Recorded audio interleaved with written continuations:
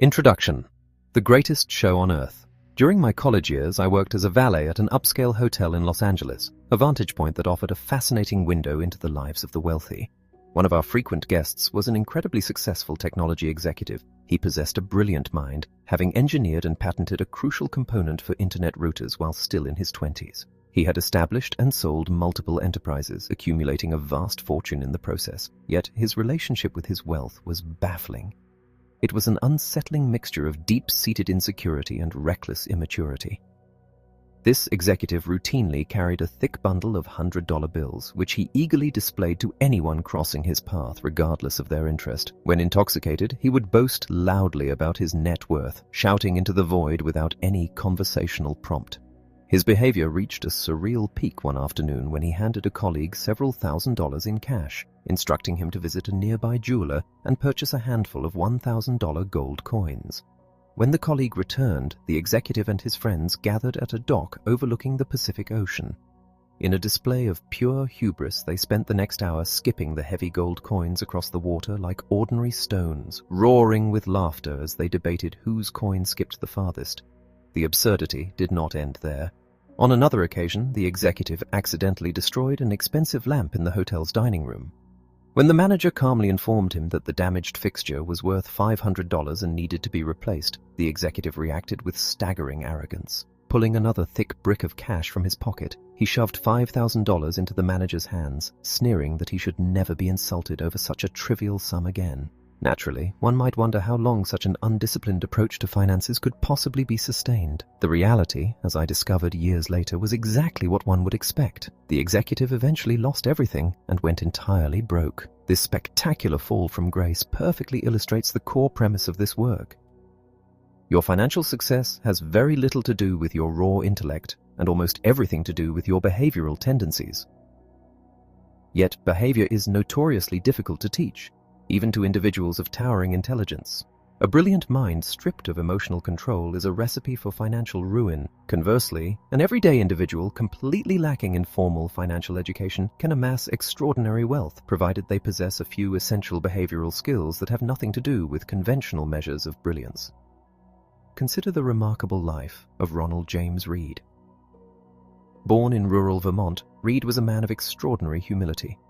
He achieved the milestone of being the first in his family to finish high school, a feat he managed by hitchhiking to his classes every day. For the vast majority of his life, there was little else about him that would capture public attention. His existence was defined by quiet labor. He spent 25 years repairing vehicles at a local gas station and another 17 years sweeping floors at a department store. At the age of 38, he purchased a modest two-bedroom home for $12,000 where he resided for the remainder of his days. Following the passing of his wife when he was 50, he lived alone, occupying his free time with the simple hobby of chopping firewood. When Red passed away in 2014 at the age of 92, this unassuming rural janitor suddenly became the subject of international news. Of the millions of Americans who died that year, fewer than 4,000 possessed a net worth exceeding $8 million. Astoundingly, Ronald Reed was among them. In his final will, the former floor sweeper left $2 million to his stepchildren and gifted the remaining $6 million to his local hospital and community library. Those who knew him were left in a state of absolute bewilderment, wondering where a man of such modest means could have possibly acquired such a fortune. The revelation was that there was no hidden windfall, there was no secret inheritance, nor had he struck the lottery. Reed had simply lived below his means, taking whatever small amounts he could save and quietly investing them in stable, reliable companies. He then exercised the ultimate financial virtue, patience. He waited for decades, allowing the relentless mathematics of compounding to transform his meager, consistent savings into an $8 million estate. His journey from janitor to multimillionaire philanthropist was entirely the result of quiet, disciplined behavior. By a striking coincidence, just months before Red's passing, the media was captivated by another financial story featuring a man named Richard Foscone. Foscone represented the absolute antithesis of Ronald Reed. He was a highly educated executive at a premier investment bank, armed with a degree from Harvard and a master's in business administration. His career in the financial sector was so monumentally successful that he retired in his 40s to dedicate his time to philanthropy. Industry leaders lauded his impeccable judgment and business acumen, and prominent business publications celebrated him as one of the brightest young minds in the corporate world. However, much like the gold-skipping technology executive, Fosconi's life eventually unraveled. In the mid-2000s, he took on massive amounts of debt to aggressively expand an 18,000-square-foot mansion in Connecticut, a sprawling estate boasting 11 bathrooms, 2 swimming pools, 2 elevators, and a monthly maintenance bill approaching $100,000. When the economic collapse of 2008 swept through the global markets, it obliterated Fosconi's hyper-leveraged empire. Crippled by astronomical debt and unable to sell his illiquid assets, he was forced into bankruptcy. During court proceedings, he admitted he had entirely lost his income. His various luxury estates were seized, and the magnificent Connecticut mansion was eventually sold in a foreclosure auction for a mere fraction of its insured value. The juxtaposition of these two lives is profoundly revealing. Ronald Read exercised immense patience. Richard Foscone yielded to insatiable greed. That singular behavioral divergence was more than enough to completely override the massive disparities in their education, training, and professional connections. What makes these stories so captivating is that they are entirely unique to the realm of money. It is virtually impossible to imagine a scenario in any other complex field where a person with zero formal background or training could vastly outperform a highly educated expert. You will never hear a story about a humble janitor executing a flawless heart transplant better than a Harvard-trained surgeon, nor will you see an uneducated novice designing a skyscraper that outperforms the work of elite architects. In the hard sciences, specialized knowledge and formal training are absolute prerequisites for success. Yet, in the arena of wealth accumulation, these stories are not only possible but frequent. The fact that a humble mechanic can coexist in the same financial stratosphere as an elite banking executive points to two undeniable realities. First, financial outcomes are undeniably influenced by elements of luck and risk, forces that operate independently of human intelligence and effort. Second, and perhaps more importantly, financial success is not a hard science. It is fundamentally a soft skill. How you conduct yourself, how you manage your impulses, and how you respond to adversity are infinitely more crucial than the technical data you hold in your head. I refer to this critical soft skill as the psychology of money. The central ambition here is to demonstrate, through a series of narratives, that the behavioral elements of finance drastically outweigh the technical ones. By understanding the psychological underpinnings of our financial choices, anyone, whether they resemble the patient janitor, the reckless banker, or someone navigating the middle ground, can make vastly superior decisions. Despite its undeniable importance, the behavioral side of finance remains chronically underappreciated. Our educational institutions overwhelmingly treat money management as a rigid, mathematics-based discipline. The prevailing assumption is that if you input the correct data into a formula, the formula will dictate the perfect action and people will naturally and flawlessly execute it. Personal finance experts offer precise rules like saving a specific percentage of your income or maintaining a rigid emergency fund.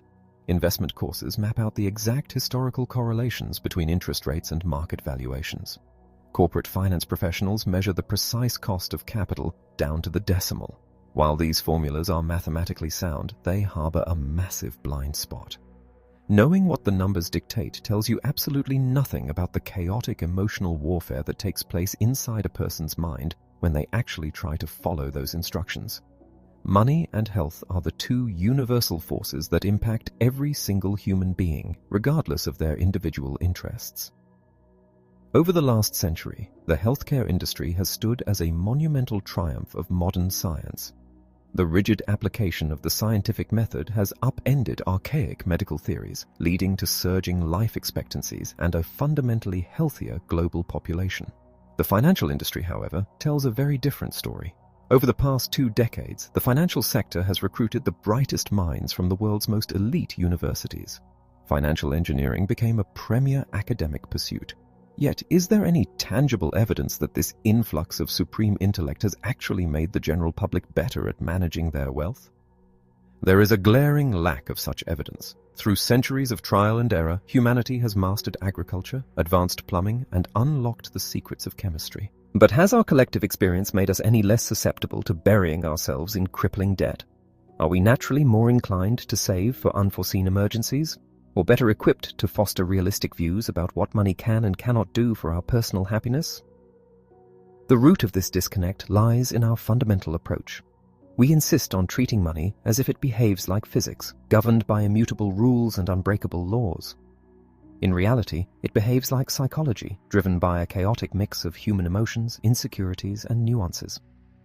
Money is ubiquitous, yet it remains universally confusing. Every individual perceives it through a unique, deeply personal lens. The way people interact with their finances provides an unparalleled magnifying glass into human behavior, offering profound lessons on risk, confidence, fear, and happiness. It is, without a doubt, one of the greatest psychological spectacles on Earth. My own fascination with this dynamic was forged during the dawn of the 2008 financial crisis, the most severe economic recession in 80 years. As I sought to document the unfolding catastrophe, my initial goal was simply to understand what was fundamentally breaking down. However, it quickly became apparent that nobody, not even the most esteemed experts, could accurately articulate what had caused the crisis, let alone agree on how to fix it. Every logical explanation was met with an equally compelling contradictory argument. When an engineer studies a collapsed bridge, the investigation is guided by universally accepted physical laws. If an excessive amount of force is applied to a specific structural weakness, the bridge will break. The laws of physics are not subject to emotional debate. Finance, however, is entirely divorced from this kind of certainty. It is not guided by rigid laws, it is guided by the unpredictable whims of human behavior. And human behavior is deeply subjective. An action that seems entirely logical to me might appear completely irrational to you. The more deeply I analyzed the financial crisis, the more I realized that its true causes could not be found in financial textbooks. They could only be understood through the dual lenses of psychology and history. If you want to comprehend why seemingly rational people bury themselves in insurmountable debt, you will find no answers by studying fluctuating interest rates. You must instead study the enduring human history of greed, insecurity, and infectious optimism. If you want to understand why investors panic and liquidate their portfolios at the exact bottom of a market crash, you shouldn't look at the mathematical formulas of expected future returns. You must contemplate the agonizing emotional weight of an individual looking at their children and fearing that their life savings are evaporating before their eyes. As the philosopher Voltaire astutely observed, history itself never repeats, but humanity constantly does. This sentiment captures the essence of our relationship with wealth. The chapters that follow are a deep exploration of the most vital and often the most counterintuitive facets of this relationship. By examining the psychology behind our financial choices, we can uncover the unseen forces that dictate our success or failure, transcending the numbers to reveal the emotional core of wealth. No one's crazy. Allow me to introduce a concept that might ease your own financial anxieties and soften your judgment toward the financial decisions of others. We frequently witness individuals making seemingly irrational choices with their finances. Yet, the truth is that no one is truly behaving irrationally. The reality is that we are all shaped by vastly different environments. We are born into varying generations, raised by parents with diverse income levels and distinct core values. We inhabit different corners of the globe, grow up in disparate economic climates, and face job markets with entirely different incentives and varying degrees of fortune. As a result, the financial lessons we absorb are profoundly different. Each individual possesses a deeply personal understanding of how the world functions. And personal experience is infinitely more persuasive than any second-hand knowledge. Therefore, every single one of us, you, me, and everyone else, navigates life tethered to a distinct perspective on money. A financial choice that appears entirely absurd to you might seem perfectly logical to me. Consider the vast chasm in perspective between someone raised in deep poverty and the child of a prosperous investment banker. Their fundamental understanding of risk and reward are so divergent that they could not fully grasp each other's viewpoints even if they tried. An individual who came of age during an era of rampant inflation carries financial scars that someone raised during a period of stable prices can never truly comprehend. A stockbroker who watched their entire livelihood evaporate during the Great Depression harbors a worldview that a technology worker riding the crest of the late 1990s boom simply cannot imagine.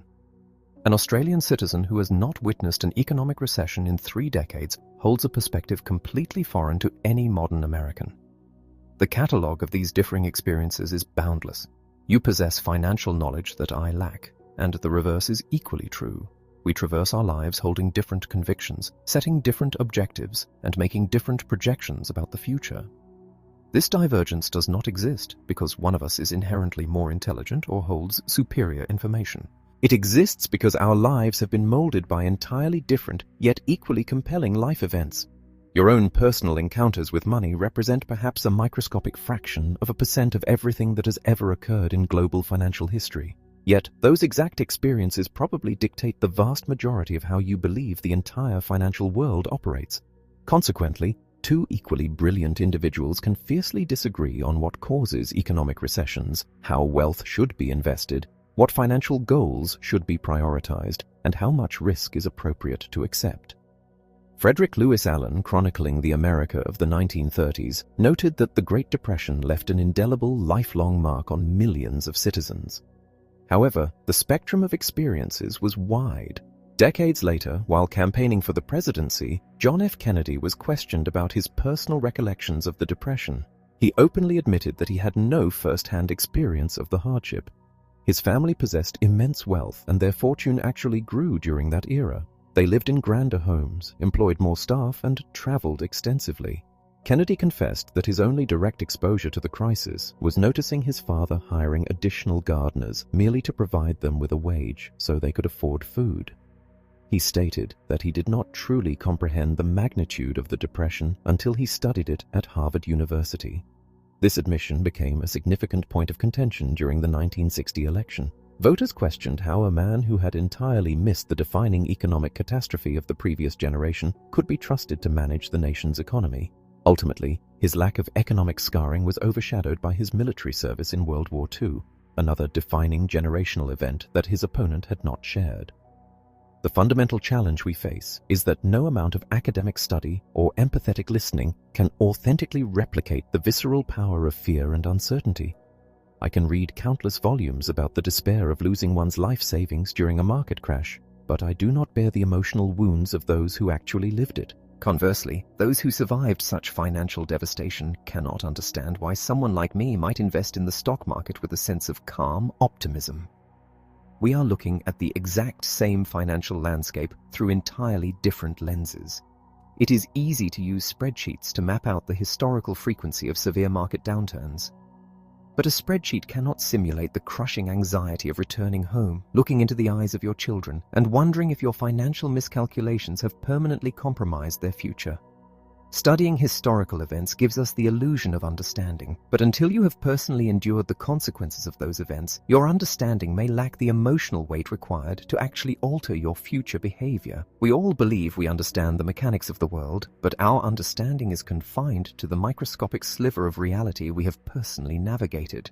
As the investor Michael Batnick aptly stated, some lessons must be felt before they can be fully understood. We are all captive to that reality. In 2006, a pair of economists analyzed half a century of data detailing the financial behaviors of American households. The theoretical assumption was that people make investment choices based on their current goals and the logical merits of the investment options available at the time. The reality, however, was starkly different. The economists discovered that an individual's lifelong investment strategy is heavily tethered to the economic conditions they experienced during their young adult years. Individuals who came of age during periods of high inflation were far less likely to invest in bonds later in life compared to those who grew up when inflation was low. Similarly, those who entered adulthood during a booming stock market committed significantly more of their wealth to stocks later in life than those who came of age during a market slump. The economists concluded that a person's willingness to embrace financial risk depends almost entirely on their personal history. It is not dictated by their raw intelligence, their level of education, or their financial sophistication. It is dictated by the sheer, unadulterated luck of when and where they were born. Consider the famed bond manager Bill Gross, who admitted that his monumental success might not have materialized had he been born a decade earlier or later. His professional peak aligned flawlessly with a generational decline in interest rates, which naturally propelled bond prices upward. This serendipitous timing did not merely present him with lucrative opportunities, it profoundly shaped his psychological view of those opportunities. To Gross, bonds were the ultimate mechanism for generating wealth. Yet, to his father's generation, who had suffered through periods of devastating inflation, bonds were likely viewed as a guaranteed way to incinerate wealth. These experiential disparities are profound, even among individuals who appear demographically similar. Take the stock market. If you were born in 1970, the market experienced an astronomical, inflation-adjusted surge during your teenage and young adult years. It was an era of seemingly effortless wealth creation. Conversely, if you were born in 1950, the market remained completely stagnant, adjusted for inflation during those exact same formative years. Two groups of people, divided merely by the arbitrary timing of their births, progress through life holding fundamentally contradictory beliefs about how the stock market functions. The same principle applies to inflation. An individual born in 1960s America watched prices more than triple during their young, impressionable years. They carry vivid memories of waiting in long lines for gasoline and receiving paychecks that bought noticeably less than the ones before.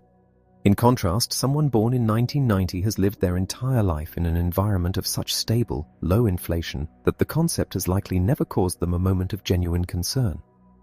We see these vast experiential divides across all demographics. In late 2009, while the overall national unemployment rate hovered around 10%, the rate for young African American men without a high school diploma approached 50%. Simultaneously, the unemployment rate for Caucasian women over 45 with a college degree remained near 4%.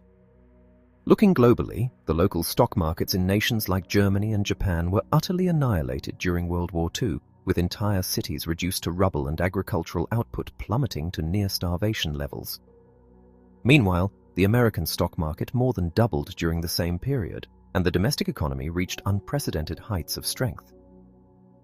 Given these staggering realities, it is absurd to expect all these diverse groups to respond to financial information in the exact same manner. We cannot assume they will be driven by the same incentives, place their trust in the same advisors, or find consensus on what financial risks are worth taking. Their foundational beliefs about money were forged in entirely different universes. When this is the case, a financial perspective that one group finds completely outrageous can appear flawlessly logical to another. A poignant example emerged several years ago when major news outlets exposed the harsh working conditions at an overseas electronics manufacturing giant. Western readers were understandably appalled by the long hours, low wages, and grueling environment. Yet, a response from a relative of one of those workers offered a jarring alternative perspective. This relative explained that before securing the factory job, their aunt had been forced into prostitution to survive. For this family, the grueling factory work, which Westerners viewed as exploitation, represented a miraculous escape from a far more degrading and dangerous existence. They were grateful for the opportunity to endure harsh labor rather than suffer the horrors of their previous reality. While this perspective may challenge our sensibilities, it serves as a powerful testament to how divergent life experiences construct entirely different moral and practical frameworks. Every financial choice a person makes is rationalized by filtering their current information through their unique mental model of the world. Yes, people can be severely misinformed. They can possess incomplete data. They can be mathematically illiterate or easily manipulated by deceptive marketing. They can grossly miscalculate the long-term consequences of their actions. However, in the exact moment a financial decision is made, it makes perfect sense to the person making it. It fulfills a specific need or checks a necessary box within their personal narrative. They construct a story to justify their actions, and that story is the direct byproduct of their unique life experiences. Consider the phenomenon of lottery tickets.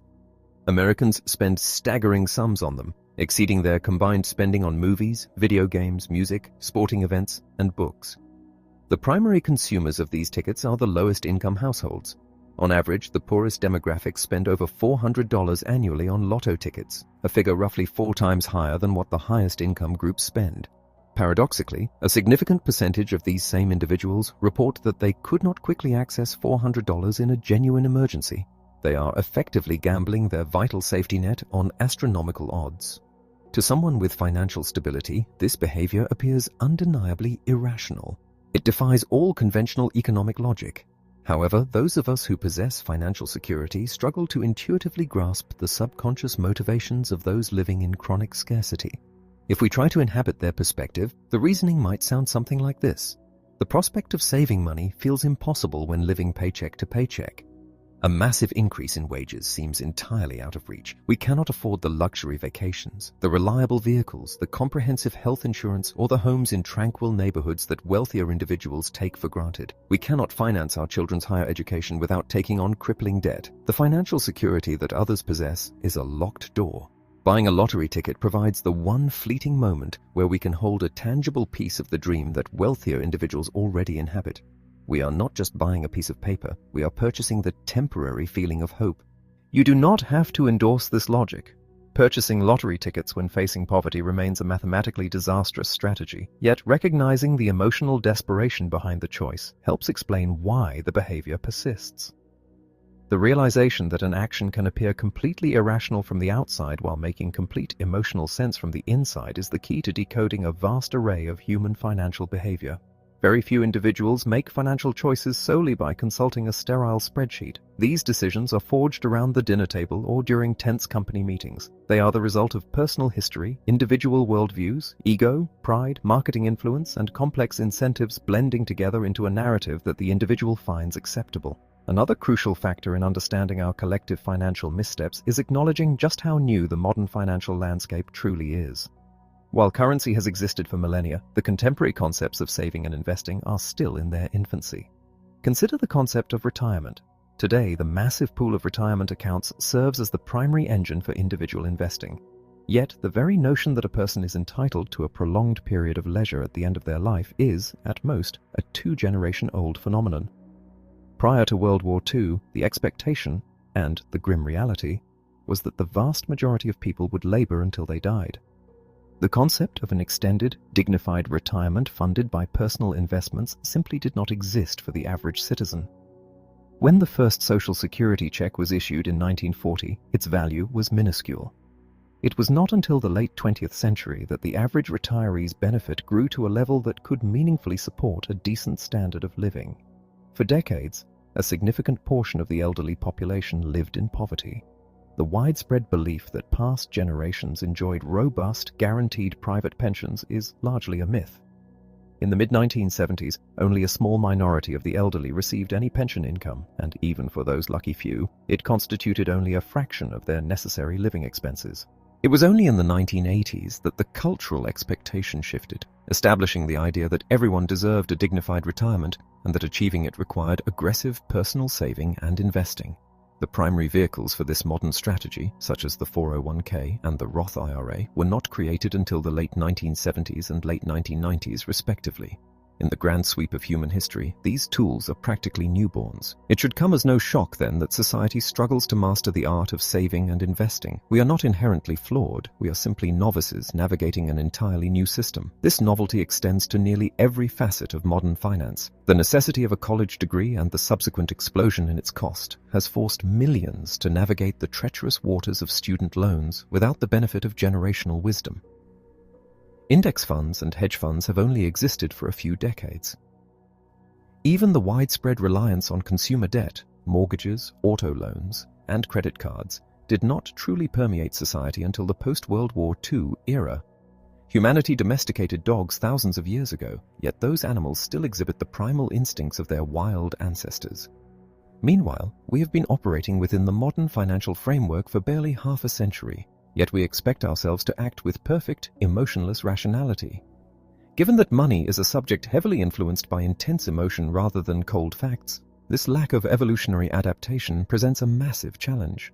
It perfectly explains why we routinely fail to do what the financial textbooks dictate. We all engage in behaviors that appear irrational to others because we are all playing a relatively new game and we are all drawing our strategies from our own unique, disparate experiences.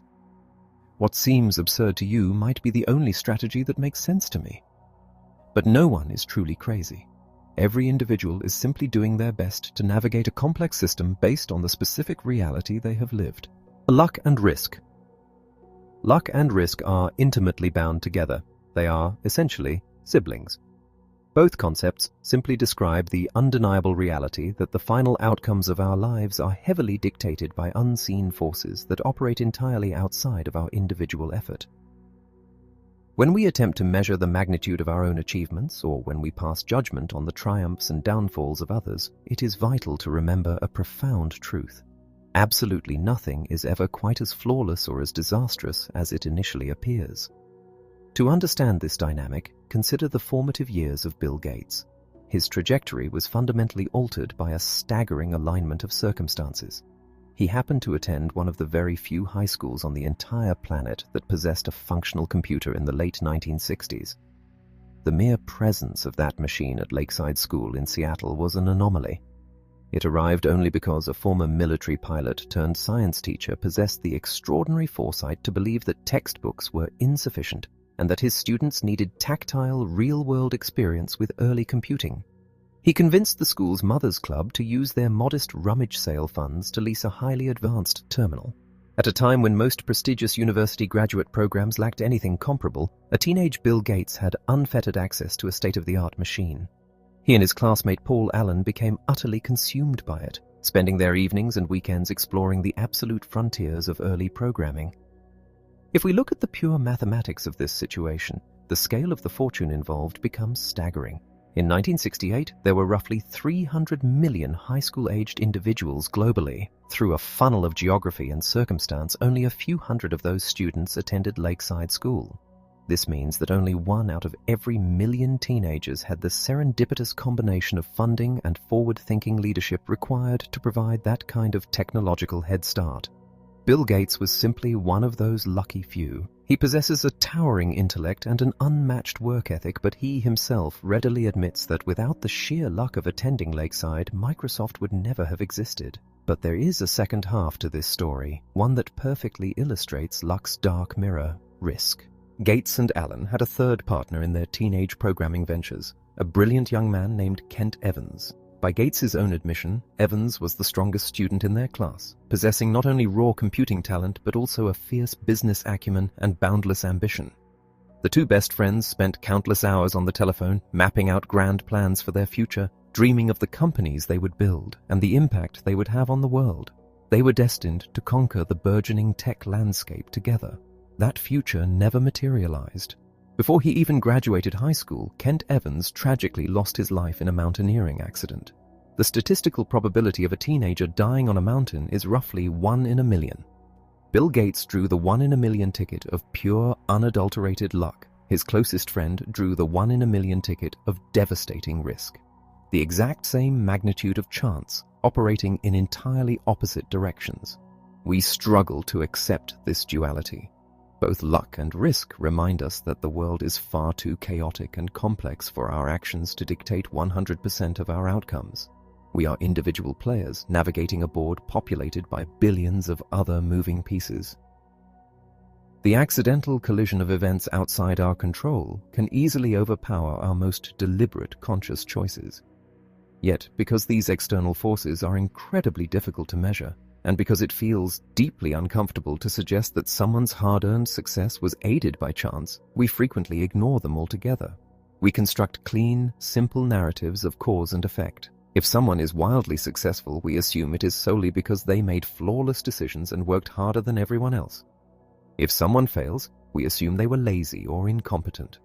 We ignore the reality that every endeavor has a failure rate, and sometimes failure simply means you ended up on the wrong side of the statistical curve, not that your strategy was inherently flawed. This illusion becomes incredibly dangerous when we try to extract financial lessons from history's most celebrated figures. We look at the titans of industry and attempt to reverse engineer their success, seeking traits we can emulate. Take the legendary railroad tycoon Cornelius Vanderbilt. He famously expanded his empire by executing massive business deals that flagrantly violated the laws of his era. When warned by his advisors that his actions were illegal, he scoffed, declaring that the law could not possibly accommodate the reality of running a modern railroad. Because Vanderbilt emerged victorious, history tends to frame his blatant disregard for the law as the hallmark of a bold, visionary disruptor. We celebrate his ruthless aggression. But the line between a visionary genius and a reckless criminal is razor thin. Had Vanderbilt's gambles failed, he would have been remembered merely as a corrupt outlaw whose empire was rightfully dismantled by the courts. We see this exact same pattern with John D. Rockefeller, whose monopolistic tactics were frequently condemned by judges as sheer thievery, yet are now celebrated in business schools as strategic brilliance. How can we possibly extract actionable advice from these extremes? Are we supposed to conclude that flouting the law is a reliable strategy for wealth creation?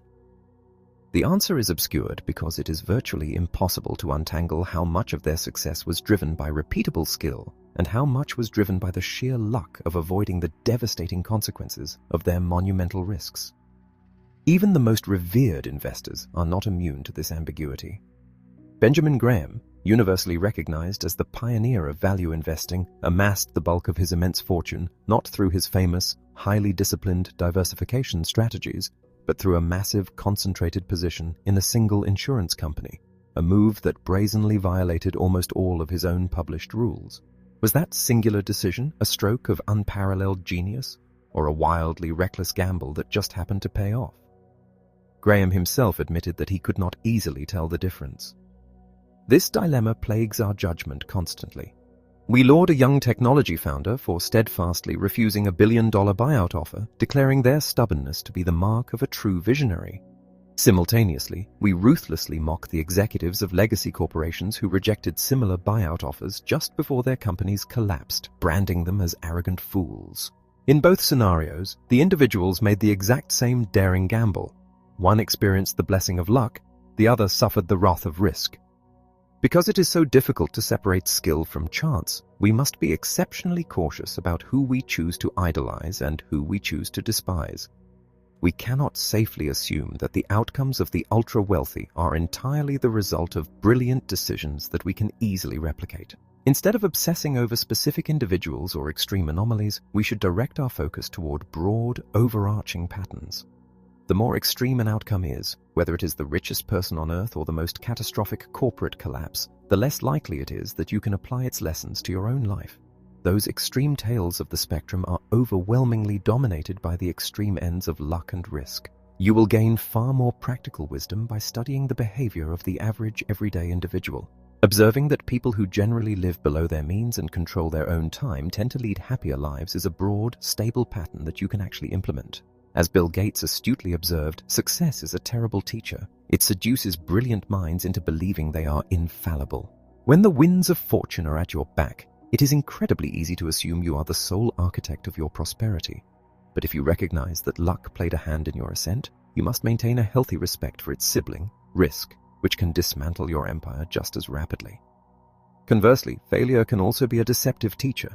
It can trick intelligent people into believing their strategies were entirely flawed, when in reality they may have simply encountered the unforgiving nature of risk.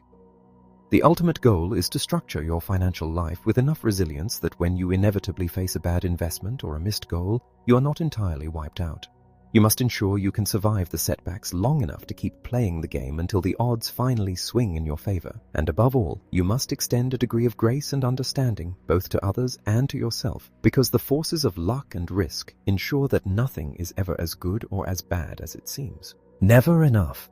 John Bogle, the legendary founder of the Vanguard Group, once shared a profound anecdote that perfectly encapsulates a concept we rarely pause to consider. The story centers on a party hosted by an immensely wealthy hedge fund manager on Shelter Island. Among the guests were the celebrated authors Kurt Vonnegut and Joseph Heller. At one point during the evening, Vonnegut turned to his friend and pointed out a staggering reality. Their billionaire host had likely made more money in a single day of trading than Heller had earned throughout the entire magnificent history of his most famous novel, Catch-22. Heller absorbed this information and offered a response of quiet, brilliant defiance. "Yes," he replied, "but I have something he will never have. Enough." That single word, enough, carries an astonishing amount of weight. For a vast segment of modern society, particularly among those who already possess immense wealth and power, the concept of enough has been completely eradicated. There is no finish line. There is no point of ultimate satisfaction. To understand the sheer destructive power of an insatiable appetite for more, we only need to examine the downfalls of those who had everything, yet threw it all into the fire for the promise of a little bit extra. Consider the life of Rajat Gupta. His origins were rooted in severe hardship. Born in Kolkata, he was orphaned as a teenager. If we speak of the privileged few who are born on third base, Gupta began his life entirely outside the stadium. Yet what he managed to achieve from those devastating beginnings is nothing short of miraculous. By his mid-40s, Gupta had risen to become the chief executive officer of McKinsey & Company, arguably the most prestigious management consulting firm on the planet. When he retired in 2007, he took on prominent roles with the United Nations and the World Economic Forum. He engaged in philanthropic partnerships with Bill Gates and held seats on the board of directors for 5 major public corporations. From the slums of Kolkata, Gupta had engineered his way into becoming one of the most successful and respected business minds alive. Naturally, this ascent was accompanied by staggering financial rewards. By the time the global economy began to fracture in 2008, Gupta's personal net worth was estimated to be around $100 million. For the average person, this is an amount of money that defies comprehension. A conservative 5% yield on a $100 million fortune generates roughly $600 an hour, 24 hours a day, whether you are awake or asleep. He had achieved total financial omnipotence. He could have spent the rest of his life doing absolutely anything he desired. But what Rajat Gupta desired apparently was not to be a mere centimillionaire. He wanted to be a billionaire, and the desperation to reach that higher echelon clouded everything else. His position on the board of directors at Goldman Sachs placed him in the same rooms as some of the wealthiest tycoons on earth. He was surrounded by private equity titans pulling in astronomical paydays, and it fueled a toxic envy. As one investor later noted, Gupta wanted to elevate himself out of the hundreds of millions circle and into the exclusive billionaire circle. To bridge that gap, he found a highly lucrative, highly illegal side endeavor. In the chaotic autumn of 2008, as the financial crisis threatened to obliterate Goldman Sachs, Warren Buffett agreed to inject $5 billion into the bank to secure its survival. As a board member, Gupta was privy to this momentous information before it was announced to the public. He knew that the moment Buffett's backing was revealed, Goldman's stock price would skyrocket. 16 seconds after hanging up from the confidential board meeting, Gupta called a prominent hedge fund manager named Raj Rajaratnam. While the call itself was not recorded, Rajaratnam immediately purchased massive blocks of Goldman Sachs stock. When the deal was made public hours later, the stock surged, and Rajaratnam netted a rapid, effortless $1 million. This was not an isolated incident. Prosecutors alleged that Gupta's insider tips had generated millions in illicit profits. It was incredibly easy money, and eventually it was an incredibly easy case for the prosecution. Both Gupta and Rajaratnam were sent to federal prison for insider trading. In his relentless pursuit of a fraction more wealth, a man who had conquered the world irrevocably incinerated his career, his legacy, and his freedom. Then we must consider Bernie Madoff. His name is synonymous with fraud, recognized globally as the architect of the most devastating Ponzi scheme in history. But what is frequently forgotten about Madoff is that long before his criminal empire was exposed, he was a brilliantly successful, entirely legitimate businessman. He operated a market-making firm that matched buyers and sellers of stocks, a business that was highly profitable and completely legal. In the early 1990s, financial publications lauded his firm for its efficiency and speed, noting that it handled a massive volume of the daily trades executed off the major exchanges. Former associates estimated that this legitimate arm of his business generated tens of millions of dollars in personal profit for Madoff every single year. By any conventional metric, Bernie Madoff was legitimately and fabulously wealthy. Yet, it wasn't enough. He constructed a sprawling web of deceit to siphon billions more from unsuspecting investors. When a desperate individual living on the edge of poverty commits a crime to survive, we can logically trace the motivation. But what Gupta and Madoff did belongs to an entirely different psychological category. These were men who already possessed unimaginable wealth, unparalleled prestige, profound power, and total autonomy. They had captured the absolute pinnacle of success, yet they willingly placed all of it on a roulette table. They had no sense of when to stop. While these are extreme criminal examples, non-criminal versions of this exact behavior occur every day. In the late 1990s, the hedge fund long-term capital management was populated by elite traders who were personally worth tens, if not hundreds, of millions of dollars. They had most of their own vast fortunes invested in their own funds. In a relentless quest to squeeze out slightly higher returns, they took on such catastrophic levels of leverage and risk that they managed to wipe out their entire wealth right in the middle of one of the greatest economic booms in history. Warren Buffett later summarized their spectacular collapse with a brilliant observation. To make money they didn't have and didn't need, they risked what they did have and did need. It is fundamentally pure foolishness. There is never a valid reason to risk something vital to your existence in pursuit of something that will not materially improve your life. Few of us will ever amass a $100 million fortune, but a significant portion of those navigating the modern economy will eventually secure a salary or a pool of savings that comfortably covers every reasonable necessity and a vast number of desires. If you find yourself approaching that threshold, there are a few vital psychological realities you must embed in your mind. The first and most difficult financial skill to master is getting the goalpost to stop moving. It is incredibly perilous when the taste of accumulating more, whether it is more money, more authority, or more prestige, accelerates your ambition at a faster rate than your satisfaction. If every step forward simply pushes your expectations 2 steps further down the field, you will perpetually feel as though you are falling behind. The only perceived solution is to take increasingly larger risks to close a gap that cannot actually be closed. Modern capitalism excels at 2 primary functions: generating massive amounts of wealth and generating crippling amounts of envy. A life dictated by endlessly shifting goalposts is devoid of joy. Happiness is ultimately nothing more than your results minus your expectations. The root of this endless striving is the trap of social comparison. Imagine a rookie professional athlete earning $500,000 a year. By any statistical measure of global wealth, he is incredibly rich. But if he shares a locker room with a superstar who recently signed a $400 million contract, the rookie suddenly feels deeply impoverished. Yet, even the superstar is not immune. To break into the ranks of the highest-paid hedge fund managers, one must earn hundreds of millions of dollars in a single year. Those elite managers might then look up and compare themselves to the legendary investors whose net worth increases by several billion dollars annually. And even those titans can cast their gaze upon the founders of modern tech monopolies whose personal fortunes can surge by tens of billions in a matter of months. The ladder of social comparison has no final rung. The ceiling is so astronomically high that virtually no one will ever touch it. Therefore, trying to out-earn the people around you is a battle that can never be decisively won. The only way to win is to refuse to play the game in the first place. You must accept that you might have enough, even if the person standing next to you has more. A veteran casino dealer in Las Vegas once noted that the only guaranteed way to win in a casino is to walk out the moment you enter. The same logic applies to the relentless pursuit of relative wealth. Recognizing when you have enough is not a surrender to mediocrity, nor is it a sign of extreme conservatism that leaves vast potential on the table. It is simply the profound realization that an insatiable appetite for more will eventually push you past the point of safety and straight into the realm of deep regret. The only physical way to know exactly how much food your stomach can hold is to eat until you are violently ill. Most people avoid doing this because the pain of vomiting far outweighs the pleasure of the final few bites. Yet for some inexplicable reason, this basic human logic rarely translates to business and personal finance. People will continually stretch for more dollars until they break.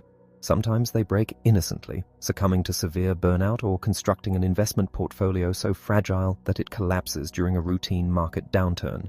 Other times they break spectacularly, crossing ethical lines and destroying their lives because they refuse to leave a single potential dollar unclaimed. Finally, we must recognize that there are many things in life that are simply never worth risking, regardless of the potential financial upside. After he was released from federal prison, Rajat Gupta gave an interview wherein he claimed to have learned not to attach himself to his reputation or his accomplishments. He rationalized that the unjust destruction of his reputation only mattered if he allowed himself to care about it. This is perhaps the most tragic conclusion a person could draw. It is the hollow comfort of a man trying to convince himself that he does not miss the very thing he destroyed. Your reputation is invaluable. Your freedom and autonomy are invaluable. Your family and your true friends are invaluable. The quiet peace of mind that allows you to sleep soundly at night is invaluable. The absolute best strategy for retaining these priceless assets is knowing exactly when to stop taking the kinds of risks that could jeopardize them. It is the quiet power of knowing when you have reached enough. Fortunately, the most reliable mechanism for reaching that state of enough does not require taking reckless gambles or risking the things that matter most. It relies on a mathematical force that is both simple and deeply misunderstood. Compounding. Sometimes the most profound lessons about managing our wealth come from scientific fields that have absolutely nothing to do with finance. Consider the geological history of our planet, specifically the mystery of the ice ages. For centuries, scientists struggled to understand what could possibly possess the energy to freeze the entire globe melt it, and then freeze it over again in distinct cycles. To account for such a monumental shift, early theories proposed equally monumental catalysts. Perhaps massive mountain ranges had thrust upward, violently altering the Earth's wind patterns. Or perhaps cataclysmic volcanic eruptions had blotted out the sun. The truth, discovered in the early 20th century by a Serbian scientist and further refined by a Russian meteorologist, was far less dramatic, yet infinitely more fascinating. The cyclical freezing of the Earth was not caused by devastatingly harsh winters or sudden violent geological events. It was caused by mildly cool summers. It began when a single summer was just cool enough that it failed to completely melt the previous winter's snow. That remaining layer of ice made it slightly easier for snow to accumulate the following winter. That larger snowpack then reflected more of the sun's rays, which further cooled the subsequent summer, preventing even more melting. This cycle fed on itself. A thin, seemingly inconsequential layer of leftover frost initiated a compounding feedback loop that, in a geological blink of an eye, encased the entire planet in miles of thick, solid ice. The enduring takeaway from the Ice Ages is that you do not require a tremendous, overwhelming force to produce a tremendous, overwhelming result. If a process compounds, if a small amount of growth serves as the foundation for future growth, a modest starting base can escalate into something so magnificent that it appears to defy all logic. It can become so unintuitive that we routinely underestimate what is possible, fail to recognize where the growth originated, and misjudge what it can ultimately become. This brings us to the nature of wealth. There are thousands of books dedicated to dissecting the monumental fortune of Warren Buffett. They analyze his market timing, his valuation models, and his managerial choices, yet almost all of them overlook the most critical, foundational driver of his success. The secret to Warren Buffett's fortune is not simply that he is a phenomenal investor. It is that he has been a phenomenal investor since he was a literal child. Consider the staggering mathematics of his life. At the time of this writing, Buffett's net worth sits in the tens of billions of dollars. However, the overwhelming majority of that immense wealth, virtually all of it, was accumulated after his 50th birthday, and the vast bulk of it after he qualified for traditional retirement in his mid-60s. If we run a simple thought experiment, the power of this timeline becomes undeniable. Imagine if Buffett had lived a more conventional life. Suppose he spent his youth exploring the world, only beginning to seriously invest at age 30 with a modest nest egg. Imagine he still managed to generate his extraordinary annual returns, but decided to retire at age 60 to play golf and spend time with his family. In this scenario, his net worth today would not be tens of billions of dollars. It would be a fraction of a percent of his current fortune. Effectively, all of his financial supremacy can be attributed to the financial base he established in his adolescence and the staggering longevity he maintained into his old age. His skill is investing, but his ultimate secret is time. To truly grasp the power of time, we must look at a contrasting figure, Jim Simons. As the head of Renaissance Technologies, Simons is arguably the greatest investor of all time when measured purely by average annual returns, having compounded money at a rate nearly 3 times higher than Buffett. Yet Simons is significantly less wealthy than Buffett. If his returns are so vastly superior, how can this be?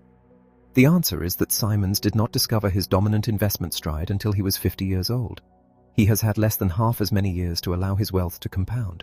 If Simons had been able to apply his extraordinary annual returns over the same 70-year time span that Buffett enjoyed, the resulting mathematical figure would be so astronomically large, in the quintillions, that it becomes utterly absurd. These mind-bending calculations highlight a fundamental human flaw.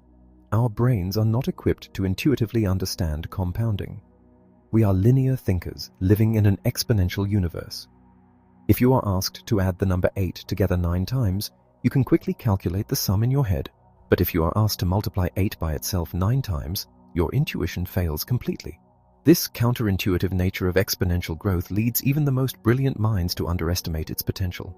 It is why we constantly seek complex strategies to solve our financial problems, assuming that massive wealth requires massive, complicated actions. We look for the ultimate trading secret, the perfect economic forecast, or the most disruptive sector bet. We do this because the most powerful wealth-building strategy, simply buying a reliable asset and refusing to interrupt its growth for several decades, feels far too simple to be effective. You cannot entirely blame people for devoting all their energy to chasing the absolute highest investment returns. Intuitively, it seems like the most logical path to riches.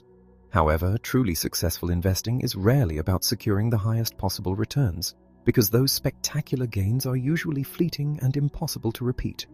True financial mastery is about securing consistently good, reliable returns and possessing the psychological endurance to stick with them for the longest possible period of time. When you grant a strategy the gift of uninterrupted time, the confounding mathematics of compounding will do the heavy lifting for you. The inverse of this strategy, stretching for massive, unrepeatable gains that ultimately cannot be held onto, inevitably leads to tragedy. Understanding the mechanics of keeping the wealth you create requires an entirely different psychological skill set, which is precisely where we must turn next. Getting wealthy versus staying wealthy. At the very end of October in 1929, the roaring engine of the American economy abruptly shattered. The stock market collapse was a cataclysmic event, erasing unimaginable fortunes in a matter of days and plunging the nation into the deepest economic despair in its history. Amidst this widespread devastation, a fascinating dual narrative unfolded involving two men who experienced the exact same historical moment in radically different ways. The first was Jesse Livermore. By the time the decade drew to a close, Livermore was already a legend in financial circles, widely regarded as one of the most brilliant and successful stock market operators in the world. As the autumn of 1929 approached, Livermore sensed an unnatural fragility in the soaring markets. Acting on this intuition, he took massive short positions, effectively betting his colossal fortune that the market would fall. When the crash finally arrived, destroying the livelihoods of millions, Livermore's strategy yielded an astonishing result. During the darkest week in Wall Street's history, while despair drove some to unimaginable extremes, Livermore returned home to his family and delivered staggering news. He had not just survived the panic, he had conquered it. In a single day, he had generated the modern equivalent of over $3 billion. He emerged from the rubble of the 1929 crash as one of the wealthiest individuals on the planet. Simultaneously, a second story was playing out in the life of Abraham Jemansky. Jemansky was an immensely successful real estate developer, a multimillionaire who had accumulated vast wealth during the booming 20s. Unlike Livermore, Jemansky had bet heavily on the continued ascent of the economy, utilizing massive amounts of leverage to amplify his investments. When the market collapsed, Jemansky's heavily indebted empire disintegrated in an instant. He was utterly wiped out. In the immediate aftermath of the crash, Jemansky vanished. A frantic search by his family eventually led them to a grim discovery. A man matching his description was seen acting erratically near Wall Street, and the tragic conclusion was that his sudden, total financial ruin had driven him to end his own life. If the narrative stopped there, the lesson would be incredibly straightforward. Livermore possessed a superior intellect, while Jemansky was a victim of tragic miscalculation. However, the true lesson of this era requires looking at what happened next. Brimming with an intoxicating sense of invincibility following his monumental triumph, Jesse Livermore continued to place increasingly colossal bets on the market. He had beaten the greatest financial collapse in history. He felt untouchable, but the market is entirely indifferent to past victories. Over the next 4 years, Livermore's infallible instincts faltered. He made a series of disastrous trades, taking on massive risks that systematically vaporized the billions he had amassed. By 1933, he was deeply in debt, facing the absolute evaporation of his once unrivaled fortune. 7 years later, broken and destitute, Livermore walked into the cloakroom of a Manhattan hotel and tragically took his own life, mirroring the exact fate of Abraham Jemansky a decade earlier. The juxtaposition of these two lives reveals a profound, enduring truth about the nature of money. Both Jesse Livermore and Abraham Jemansky possessed an extraordinary talent for acquiring vast sums of wealth. They knew how to aggressively seize opportunities and multiply their capital, yet both men were entirely devoid of the psychological framework required to preserve that wealth. There are countless avenues, strategies, and philosophies dedicated to the art of making money.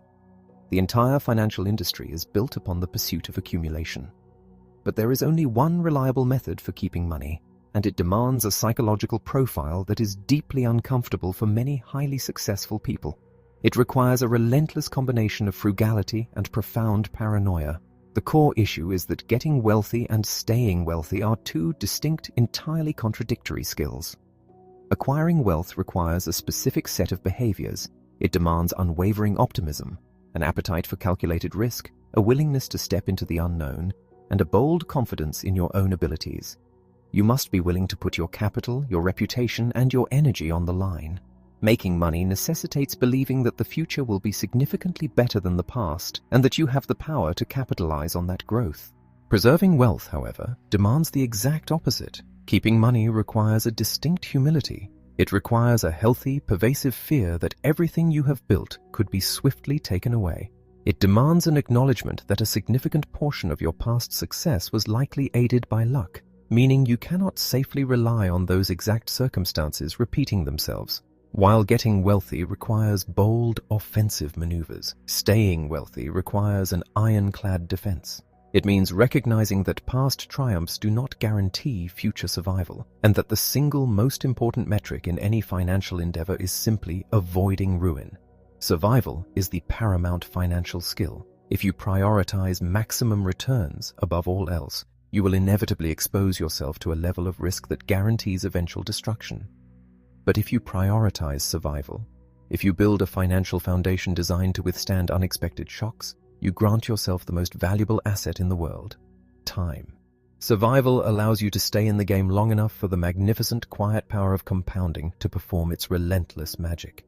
Warren Buffett is not merely an exceptional stock picker, he is an unparalleled survivor. He has endured 14 distinct economic recessions and countless market panics, never succumbing to the temptation to over-leverage his empire or panic sell his assets when the world seemed to be ending. Cultivating this survival mindset requires embracing 3 critical principles. First, the ultimate goal must be financial invulnerability, rather than a singular focus on achieving the highest possible mathematical returns. A portfolio designed to be unbreakable is vastly superior to a portfolio designed to be optimal. An unbreakable financial structure ensures that when the inevitable downturns arrive, you are not forced to liquidate your assets at a catastrophic loss just to cover your daily living expenses. It means holding a sufficient amount of cash and liquid reserves, even when those reserves earn low returns, because the true value of cash is not its yield. The true value of cash is its ability to protect your long-term investments from being violently interrupted by short-term emergencies. Second, you must acknowledge the vital necessity of planning for your plan to fail. A robust strategy cannot rely on perfect execution or a predictable future. The future is inherently chaotic. If your financial security depends on the economy growing at a specific rate, the stock market avoiding severe corrections, or your income remaining completely uninterrupted, you are building a house on a fault line. This is the concept of a margin of safety. A margin of safety is not a pessimistic concession to failure, it is a vital engineering principle. When engineers design a bridge intended to hold 10,000 tons of traffic, they do not build it to hold exactly 10,000 tons. They build it to withstand 50,000 tons. The extra capacity is not wasted materials. It is the absolute guarantee of survival against unforeseen, unquantifiable stresses. In finance, living below your means, saving diligently, and avoiding maximum leverage represent your structural margin of safety. Third, navigating this landscape requires developing a seemingly contradictory dual personality. You must be fiercely optimistic about the future while remaining intensely paranoid about what could prevent you from getting there. You must hold a steadfast belief that over the span of decades innovation will flourish, markets will generally rise, and the economy will compound its growth. That long-term optimism is what gives you the courage to invest in the first place. But that optimism must be fiercely guarded by a hyper-vigilant paranoia regarding the immediate future.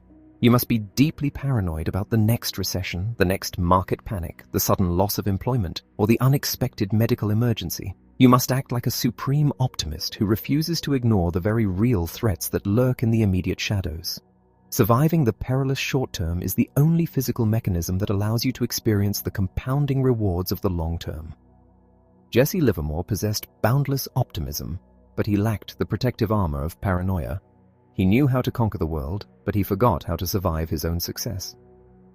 The ultimate financial achievement is not making a fortune, it is keeping it. Tails you win. There is a profound reality about how success is distributed in the modern world, perfectly captured by the actor Brad Pitt when reflecting on his long career. He observed that in his business you simply keep hammering away. Some projects resonate and succeed while others quietly fail. There is no profound necessity to agonize over either outcome. You merely transition to the next endeavor. This brings us to the fascinating life of Heinz Berggruen. Fleeing the encroaching darkness of Nazi Germany in 1936, he relocated to the United States and spent his early years showing no extraordinary promise. Yet, fast forward to the dawn of the 21st century, and Berggruen was universally recognized as one of the preeminent art dealers in history. In the year 2000, he transferred a portion of his staggering private collection, featuring masterpieces by Picasso, Matisse, and Klee, to the German government. The transaction was priced at over 100 million euros, a figure so wildly below the collection's estimated open market value of over $1 billion that it was essentially deemed a massive philanthropic donation. How does a single individual assemble such an unparalleled treasure trove of artistic genius? Art is a notoriously subjective medium. How could Berggruen, relatively early in his life, have perfectly identified which specific canvases would become the defining masterpieces of his century? One could attribute it to supreme, innate skill. Another might chalk it up to staggering luck. However, a prominent investment research firm examined the careers of legendary art collectors and uncovered a far more structural explanation. The secret was not a flawless eye for predicting the future. The secret was volume. These legendary dealers acquired art much like a financial index fund acquires stocks. They bought practically everything they could get their hands on. They did not purchase individual pieces in a vacuum. They assembled vast portfolios of art. Then they simply waited. They allowed a massive amount of time to pass until a tiny handful of those works emerged as defining cultural triumphs. The mathematics of this approach are striking. It is entirely possible that 99% of the thousands of pieces Berggruen acquired over his lifetime turned out to be historically unremarkable and financially mediocre. But when you are holding a portfolio of that size, those overwhelming misses do not matter. All that matters is that the remaining 1% happen to be the defining works of Pablo Picasso. A collector utilizing this strategy can afford to be completely wrong the vast majority of the time and still end up remembered as an untouchable visionary. This concept, that a tiny minority of events dictating the vast majority of outcomes, is known as a long tail. Tails are the absolute farthest ends of a statistical curve. They are the rarest of the rare, yet in business, finance, and life, these extreme outliers are the engines that drive almost everything. This is a difficult reality to mentally digest. It defies our intuition to accept that a person or an organization can fail half the time, or even 90% of the time, and still accumulate a massive fortune. Because it is unintuitive, we chronically underestimate just how normal it is for things to break, flounder, and collapse. Consequently, we overreact when they do. Consider the early days of Walt Disney. The creation of Mickey Mouse established him as a talented animator, but his business reality was a relentless struggle. His initial studio venture collapsed into bankruptcy. His production costs were notoriously exorbitant, and his financing was secured on predatory terms.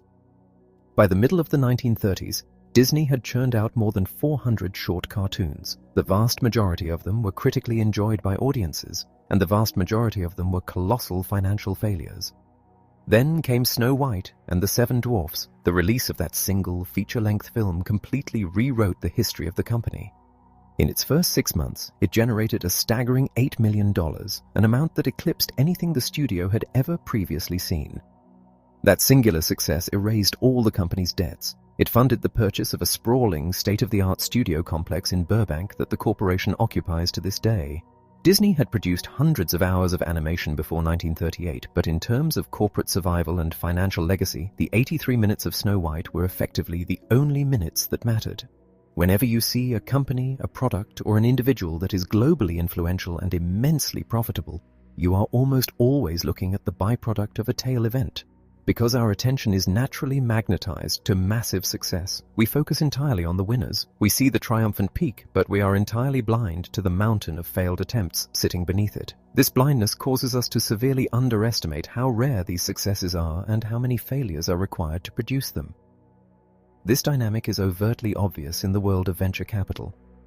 When a venture capital firm funds 50 young companies, the partners operate under the explicit expectation that roughly half of those businesses will outright fail and go to zero. Another sizable chunk will yield mediocre, break-even returns. The entire multi-million-dollar fund relies entirely on just one or two of those startups becoming explosive billion-dollar bonanzas. Historical data on the industry confirms this exact distribution. The overwhelming majority of startup investments lose money. A tiny fraction achieve a modest 10-fold return, and a microscopic 0.5% achieve the 50-fold returns that actually pay for the entire industry's existence. It is easy to look at venture capital and dismiss it as a high-stakes, hyper-risky anomaly. If you desire stable, predictable growth, conventional wisdom dictates that you should invest in massive, established, publicly traded corporations.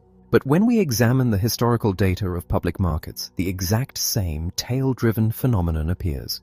Within broad indices that track thousands of major public companies, a staggering percentage of those established corporations, often 40% or more, eventually suffer catastrophic declines in value from which they never recover. These are not unproven startups operating out of a garage. These are massive, established entities in fields ranging from telecommunications to public utilities. To illustrate how routine this destruction is, look at a company like Corolco. In the late 1980s and early 1990s, they were a titan of the film industry, producing undisputed cinematic blockbusters like Terminator 2 and the Rambo franchise. They went public, generated $500 million in revenue, and were lauded as an unstoppable powerhouse. Yet, a few years later, after a string of high-budget misfires, the company imploded and vanished into bankruptcy. Their stock went to zero. What makes Corolco noteworthy is not that their collapse was an astonishing anomaly, but that their fate represents the silent majority of all public companies over a long enough timeline. Yet, despite 4 out of 10 companies in the broader market suffering catastrophic failure, the market index as a whole has historically marched upward, compounding wealth at an extraordinary rate. How is this mathematically possible? Because the index behaves exactly like Heinz Berggrun's art collection. The massive drag of the failures is completely eclipsed by a tiny sliver of companies, the Microsofts, the Amazons, the Walmarts, that achieve astronomical tail-end success. Furthermore, those triumphant companies are themselves driven by internal tail events. Amazon has experimented with countless ventures that ended in expensive failure, notably their disastrous attempt at building a smartphone. But those failures are rendered financially irrelevant by the gargantuan world-altering success of internal tails like Amazon Web Services and Prime. Apple's modern financial dominance is almost entirely tethered to a single product, the iPhone. Understanding that tails drive everything is not merely an academic observation about corporate structure. It is the most vital behavioral lesson you can master as an individual investor. The legendary military commander Napoleon once defined a genius as a person who is capable of doing the normal, average thing when everyone else around them is losing their minds. This definition translates flawlessly to the psychology of money. The financial industry is obsessed with what you should do today. What is the right move right now? But the reality of tail-driven results means that the overwhelming majority of the days, weeks, and months of your investing life will not dictate your final outcome. Your lifelong financial success will not be determined by the years you spend comfortably cruising through booming markets. It will be dictated entirely by how you behave during a tiny handful of terrifying moments, perhaps 1% of your investing life, when the market collapses and everyone around you yields to panic. Imagine 3 investors steadily saving a small amount every month for decades. The first investor ignores all economic forecasts, refusing to alter her strategy during recessions, simply buying consistently through the chaos. The second investor panics, selling everything at the onset of a recession and retreating to cash until the storm passes. The third investor attempts to navigate the middle ground, retreating to cash only after a recession has dragged on and waiting until the coast is entirely clear before returning. The mathematical outcome of these 3 paths is never close. The investor who simply does the average, boring thing, maintaining her strategy during the terrifying tail events of economic collapse, ends up with vastly more wealth than those who attempt to outsmart the chaos. Just as a pilot's career is often described as hours of intense boredom punctuated by moments of absolute terror, an investor's legacy is forged entirely in the crucible of a market panic. Because we live in a world governed by tails, we must accept that being wrong, failing, and experiencing severe setbacks are not signs that our strategy is broken. They are the standard, inescapable cost of doing business. The greatest investors and the most brilliant business minds are littered with terrible ideas and disastrous decisions. When the CEO of Netflix aggressively pushed his team to produce more content, he explicitly stated that their cancellation rate was too low, meaning they were playing it too safe and not taking enough creative risks to eventually capture the massive, unexpected hits. When you watch a legendary comedian deliver a flawless hour of stand-up on television, you are witnessing the tail end of a grueling process. You do not see the preceding months spent performing in obscure, empty clubs, fumbling through notes, bombing on stage, and ruthlessly cutting the jokes that failed to land. You are only permitted to see the victorious survivor of a brutal, evolutionary process. This illusion of constant perfection harms us. It makes us feel uniquely incompetent when our own investments stagnate or our own career choices falter. We wrongly assume that the masters of the universe do not experience these missteps. In truth, the masters are wrong just as often as the rest of us. They simply understand that they only need to be right a small fraction of the time, provided that when they are right, they hold on long enough for the staggering power of the long tail to run its course. As the financier George Soros elegantly noted, the ultimate measure of success has nothing to do with the frequency of your correct predictions. It is entirely about how much capital you capture when you happen to be right and how strictly you limit your damage when you are inevitably wrong. You can be wrong half of the time, or even more, and still amass a legendary fortune. Freedom. In the latter half of the 20th century, a psychologist named Angus Campbell embarked on a comprehensive study of human happiness. He wanted to uncover the common denominators that made people feel fulfilled and joyful. What he found defied the conventional assumptions of his era. The data revealed that ultimate life satisfaction was not strictly tethered to a person's income, their geographical location, or their level of education. Instead, the absolute highest predictor of human well-being was the profound, undeniable sense that one is in control of their own life. It was the feeling of autonomy. This psychological revelation strikes at the very heart of why we seek to accumulate wealth in the first place. The greatest intrinsic value that money possesses, bar none, is its capacity to grant you agency over your own time. To awaken each morning with the quiet realization that you can spend the day exactly as you choose is a luxury that surpasses any material possession. It is the ultimate dividend that money can yield. We often view wealth as a binary state, a distant finish line where one is either rich or poor. In reality, wealth is a sliding scale of autonomy, and freedom scales incrementally with your savings. A small, modest financial cushion grants you the ability to navigate a sudden illness without the crushing anxiety of missing a few days of work. A slightly larger accumulation of wealth provides the freedom to walk away from a toxic employment situation and take the necessary months to find a role that truly suits you, rather than accepting the very first offer out of sheer desperation to pay the bills. As that cushion expands further, it opens the door to retiring on your own terms, rather than waiting for an employer, an economic downturn, or a physical limitation to force you out of the workforce. At every level of accumulation, money buys a piece of your future back from the demands of the world. Yet, despite living in an era of unprecedented aggregate wealth, a pervasive sense of exhaustion and dissatisfaction plagues modern society. If money buys autonomy, and we collectively possess more money than previous generations, why do we feel so thoroughly tethered and stressed? The answer lies in the fundamental transformation of the work we do. In generations past, the majority of labor was physical and highly compartmentalized. A worker would walk into a factory, operate heavy machinery, manufacture tangible goods, and then leave. When the whistle blew and the shift ended, the work ceased entirely. You could not bring the physical assembly line home with you, nor could you build a tractor in your living room. The boundaries between labor and leisure were firmly drawn. Today, the economic landscape is overwhelmingly dominated by knowledge work. We are managers, strategists, programmers, and decision-makers. The primary tool of our trade is our intellect, and the unfortunate reality of the modern mind is that it never truly clocks out. When your job requires continuous problem-solving and strategic thought, the boundaries between the office and the home completely dissolve. You might physically leave the workplace at 5 o'clock, but if you are actively untangling a complex logistical issue in your head while eating dinner or responding to emails from a glowing screen before bed, you are still working. The modern worker feels perpetually on the clock, resulting in a severe erosion of their actual free time. This continuous, low-grade tethering strips away the very autonomy that Angus Campbell identified as the cornerstone of human happiness. We have traded the physical exertion of the past for the mental captivity of the present.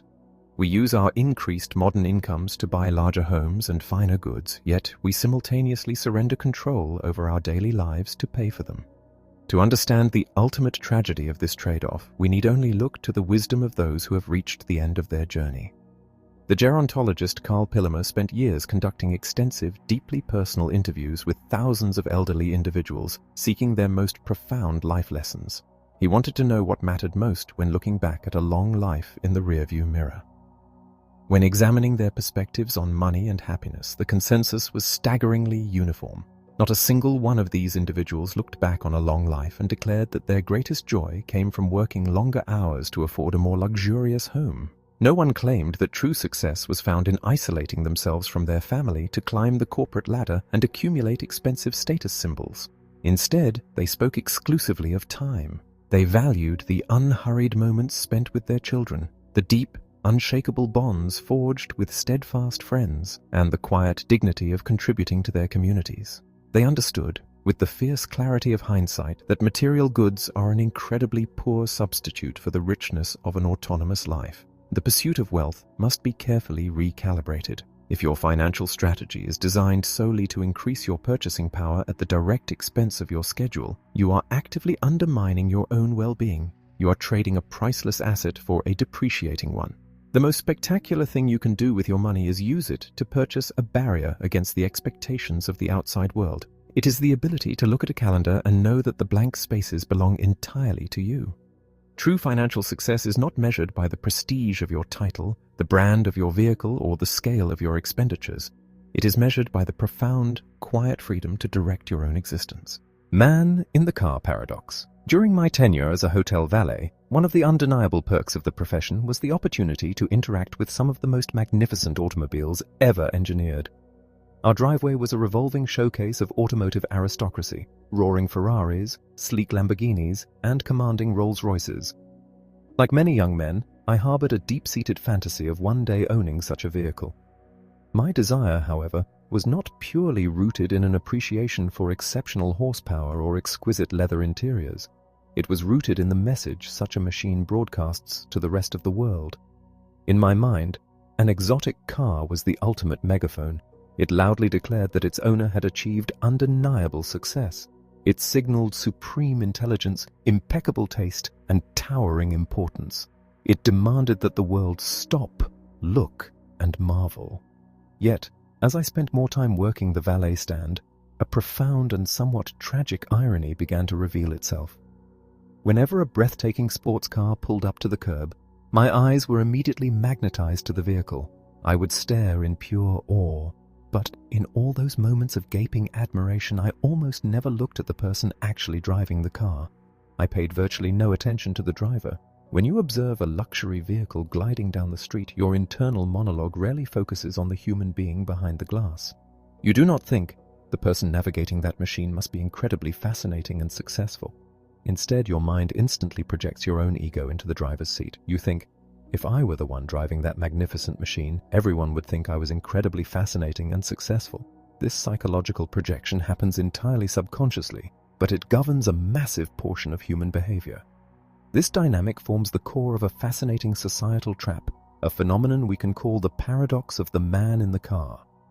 The fundamental reason people seek out enormous wealth and the visible trappings of success is to broadcast a signal to others. They want to be noticed, to be validated, to be liked, and to be deeply admired. But the cruel reality is that the people observing those displays of wealth are not actually admiring the wealthy individual. They are merely using the wealthy individual's possessions as a mirror to reflect their own desires. They bypass the owner completely, viewing the luxury goods only as a benchmark for their own fantasies of being liked and admired. I crystallized this thought in a letter I wrote to my son shortly after his birth.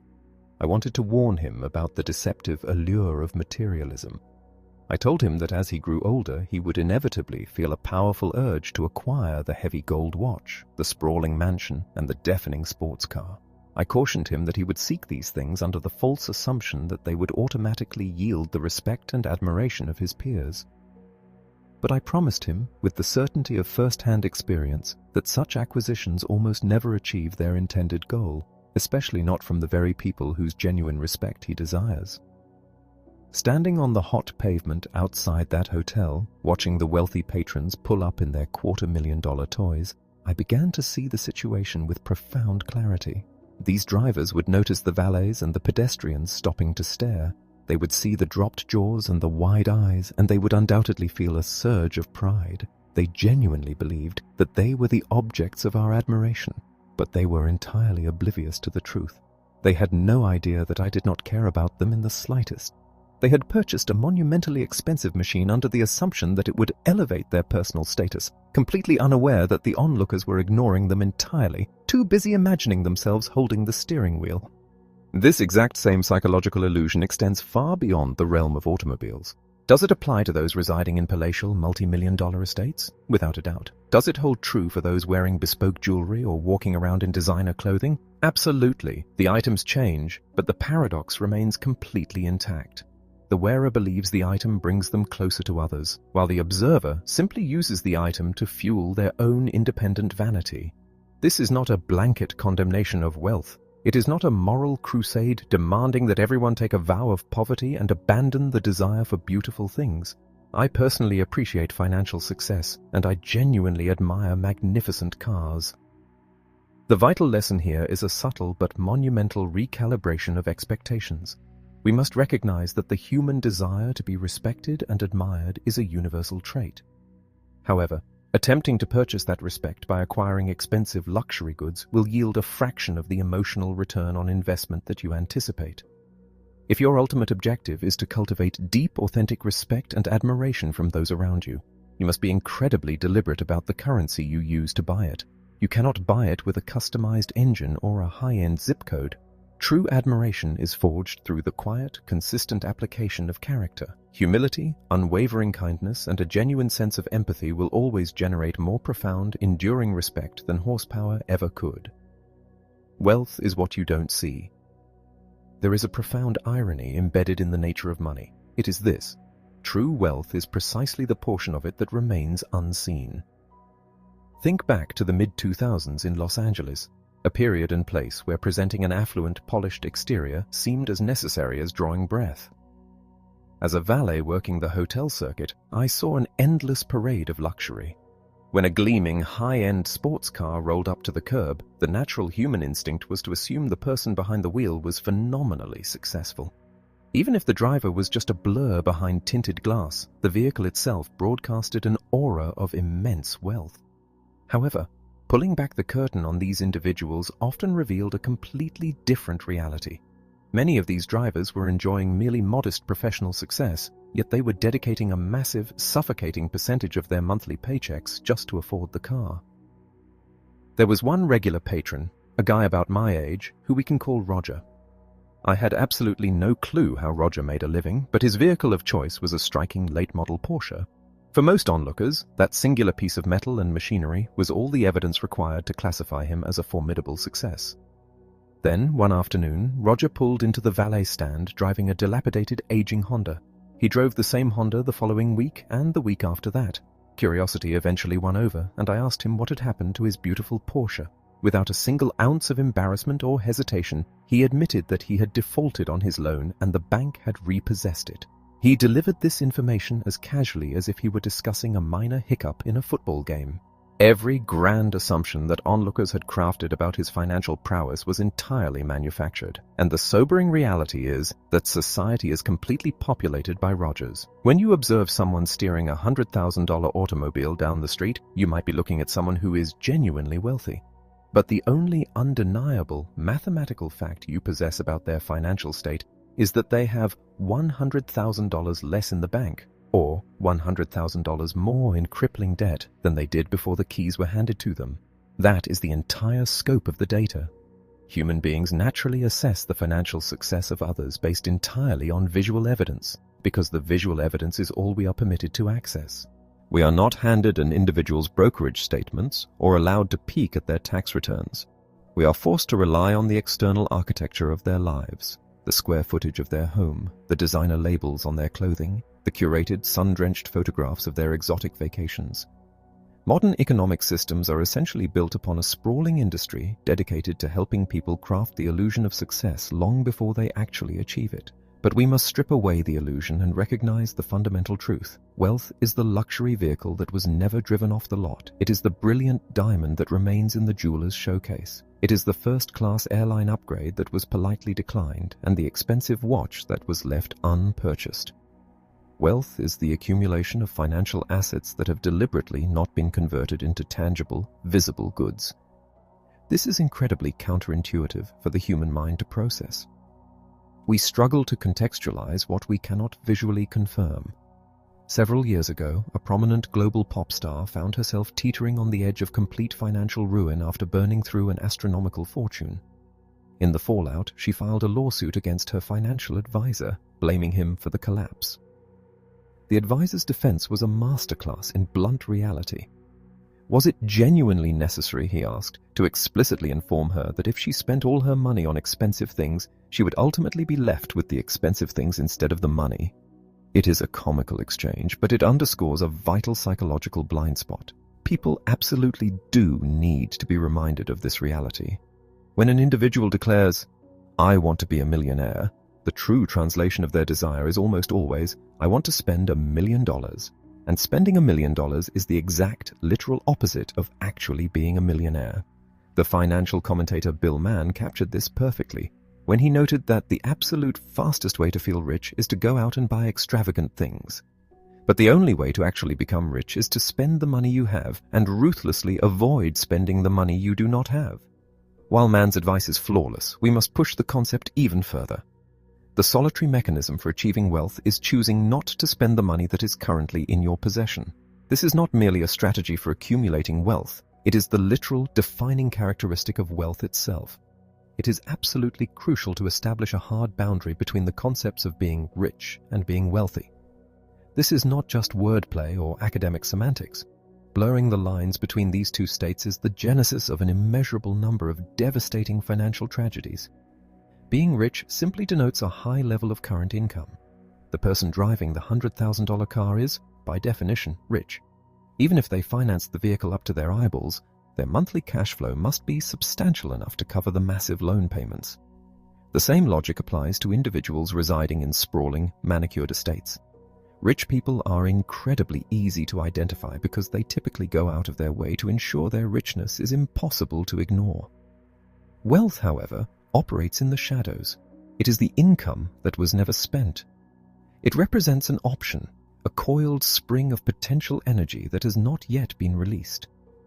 The entire value of wealth resides in the flexibility, the growth, and the quiet options it provides to navigate the future on your own terms. To grasp this dynamic, consider the mechanics of diet and exercise. Anyone who has attempted to lose weight knows it is a grueling process, even for those who engage in intense physical training. The author Bill Bryson illuminated this struggle by referencing a study on human behavior and calorie consumption. The research found that when people exercise, they chronically overestimate the number of calories they burned by a massive margin.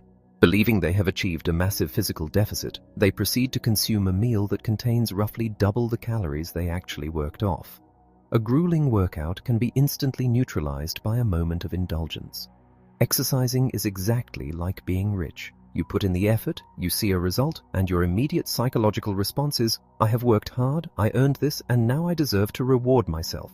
Wealth, conversely, is the act of turning down the indulgent meal. It is the agonizing discipline of actually maintaining the calorie deficit. It demands profound self-control, but it is the only way to create the crucial gap between what you are capable of consuming and what you actually choose to consume.